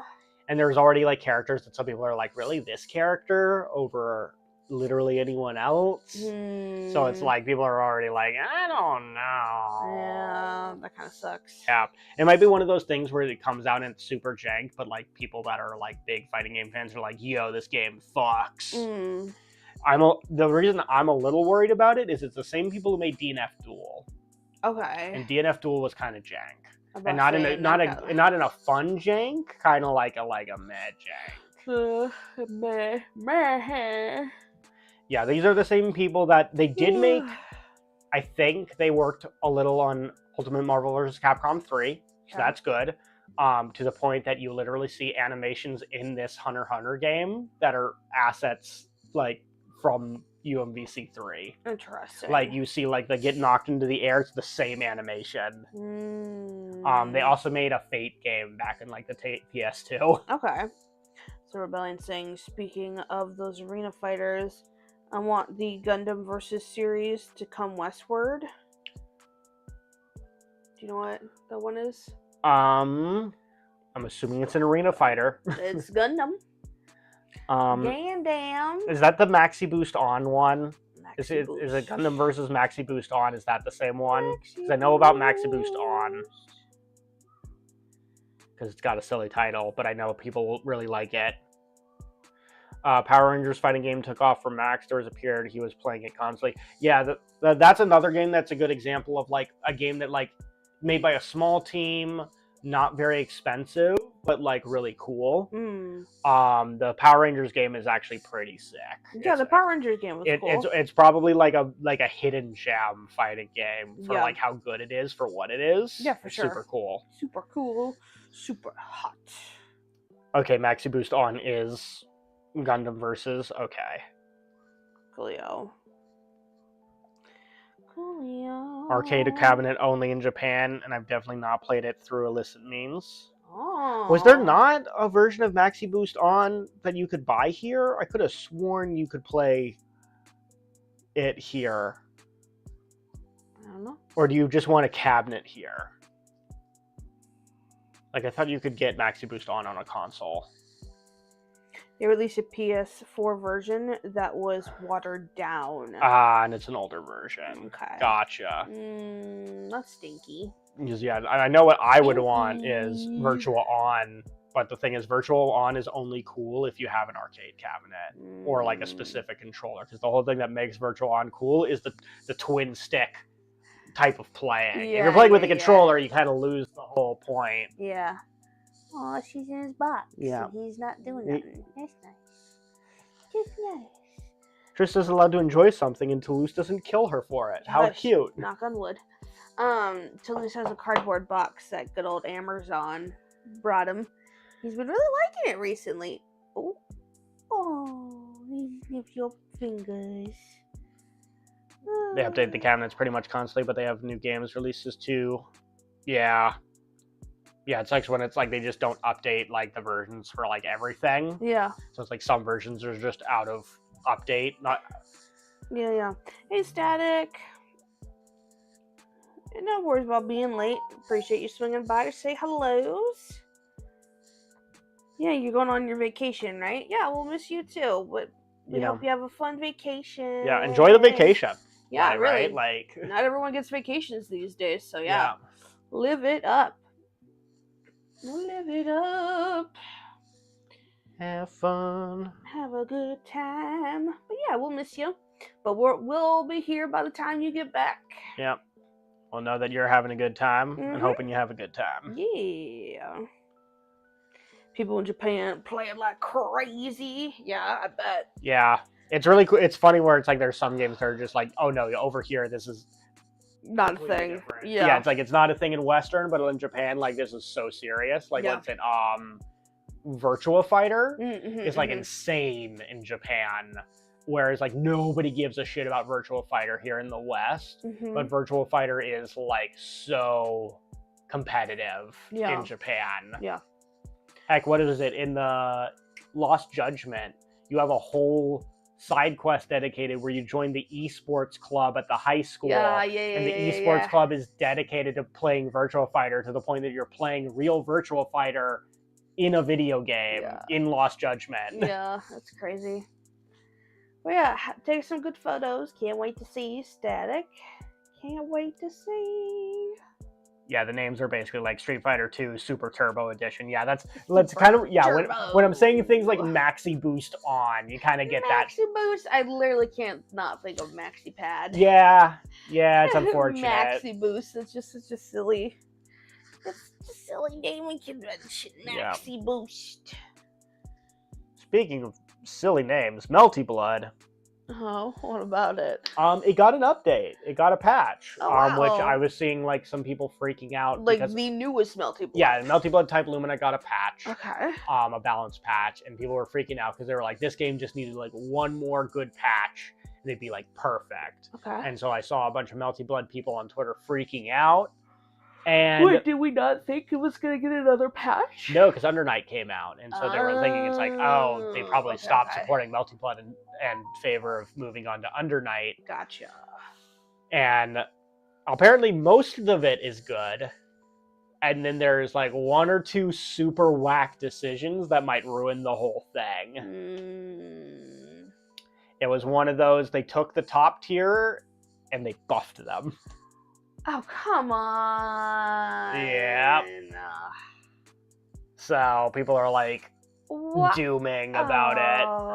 Where it's like, okay, so this is just going to be one of those situations where if this character gets picked, it's just going to be game over. Yeah, bro. or at the very least, it's not going to be fun for anybody. That sucks. Man, how did they get that so wrong? Yeah, like somebody didn't have their ear to the ground. Like I think it's because I think there's a disconnect between the Western and the Japanese players. Because I was seeing some posts that were basically like, only the Western players are like, this character's cancer. Okay. The Japanese players haven't been saying that for some reason. So I don't know if it's just the Western players need to get good. Yeah. Or if the character's just not popular in Japan, and so there hasn't been a lot of tech for the character. It's Powered Seal, if anybody cares or knows. The blue-haired girl, but when she has her big like pile bunker weapon, is whack, apparently. Whack-a-doodle. Damn. Maxi Boost on. Just all the different versions. Maxi Boost on 2 X Boost. Yeah, to you Overboost. clearly never touched this game, Rebellion. Yeah. Shows. Your lack of touching it really shows. Vaseraga, the big scythe dude I play fairly often these days, got a big buff for 0 reasons since he's already the strongest character in Grand Blue Relink. Yeah, I mean, at least it's like it's multiplayer, but you're playing with people against enemies, right? Like you're not fighting against people, right? In Relink. Yeah. So at least it's like for that, it's like it's less of an issue if things are imbalanced. At least not in terms of like characters being OP. Yeah. As much. It just becomes a thing where like it might suck where like if you have really weak characters, right? If you have really weak characters, well, why would I ever pick these characters that I like when they just don't do as much damage as this overpowered character? Yeah. So it's I hate that though. Yeah. Because it's not fair. It's like I want to play who I want to play, but I just wouldn't be contributing or having as much success if I didn't pick the more strong character. Which isn't fun. Yeah. Because there'll be people that be like, why are they playing them? Yeah. Because unfortunately, nobody's too weak. Okay, that's good. Yeah. Because I was I'm assuming it's like Warframe, which I guess Rebellion would be more of an authority on that. Is there anybody in Warframe that's like so bad that you would like not recommend people not use them in Warframe? It'd be silly to use them. Yeah, like, but this is my favorite character. I'm like, well, too bad. You should be playing someone else. That's too damn bad. Not really anymore. Well, that's good. Good. That's good. That's good. That's good. Because yeah, that's basically all you really need for like that kind of game where you're not playing like PvP, is just make sure a character is not too weak that they can't compete with everybody else. Yeah. Like, sure, some characters are going to be stronger than others, but as long as there's no character that's like so weak that they can't do anything, that's all you really care about. Yeah. Even with some of the frames at their worst, you could always make do, even though it would be a struggle. Okay. Yeah. And I'm sure like not most characters aren't going to do like the top like 1% of content that's like the most demanding. Yeah. So. Yeah.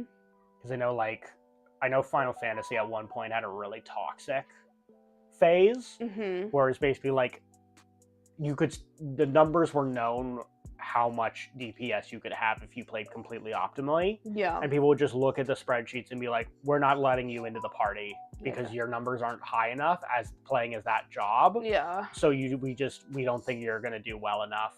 Like the party's DPS just isn't going to be good enough to do this content. Jeez. So we're just going to discriminate against you what the for hell? certain jobs. That sucks. Yeah. Okay, your phone is going off. Who keeps talking to me? Why am I so popular? I don't know. Why are you so popular? Who is it? What's their name? Captain. How do you know? I don't know. Captain uses Discord. My God. My God. But already, I think now's a good place to stop. I think this is good. I think combination of me sleepy. I think we're both getting the fooditis because I'm also feeling like sundowning happening super hard. Phrasing? What? Sundowning? We've been over this. That's a normal phrase that people use that's not associated with the weird thing that you're bringing up. I'm sorry. You made it a weird thing. I'm sorry. I really thought it was. I thought you were just being incorrect. I'm sorry. No, sundowning is when, as the day goes and the sun sets, okay, you start to get your brain starts to shut off. Shut that. Okay. Yeah. Okay, it's close enough. It's too close. They're too close to each other. I'm sorry. I'm sorry. No. Wrong parts, yeah. No, we're not. That's not what we're talking about. It's not what I'm referring to when I'm talking about sundowning. Like, what am I, like, a were racist? Like, the sun goes down and my body starts moving in different ways. God. It starts to contort and morph. Yeah, and I start to look like one of those people from the Stellar Blade petition. Oh my God. Oh, loosely speaking of, oh Lord. Oh no. Let's see what you've done. I was just talking about my brain turning off. I mean, that kind of describes those towns exactly. Yeah. We're racists. Oh my God, this is so bad. We need more silver bullets. Oh. Yeah, quick paw, grab the silver. Helldivers 2 add new stuff for the revolver. You can hold reload to spin it. Man. Oh. Man.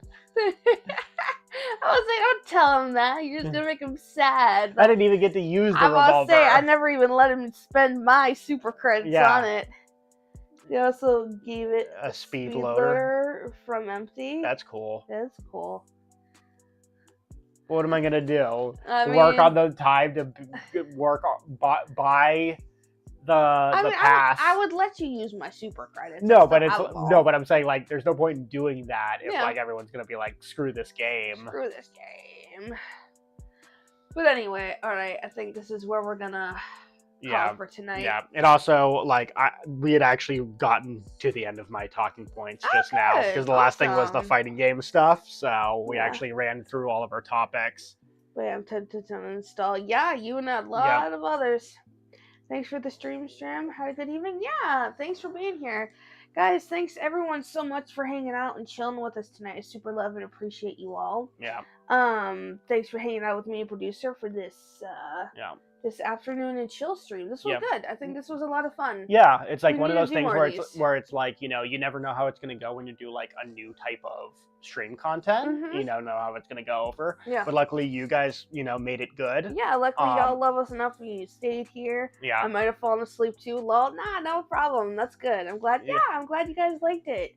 This was fun. Yeah, it was nice just getting chatting to people. Yeah, producer always has a lot to talk about in a good sense. So I'm glad he could get on here and talk with y'all as well. It would have been really awkward with the point where you fell asleep and there was no one else and everyone just like, did she die?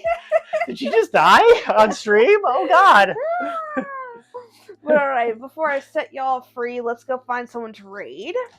But yeah, guys, obviously no stream tomorrow since tomorrow is Sunday. It's the Lord's Day. And it's my day off. But yeah, here, take this. Take that.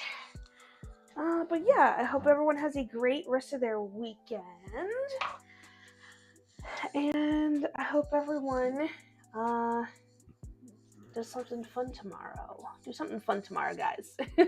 Do something fun for yourself. That's in order. That's in order. But yeah, I'll be sure to get the stream schedule up tonight or tomorrow. And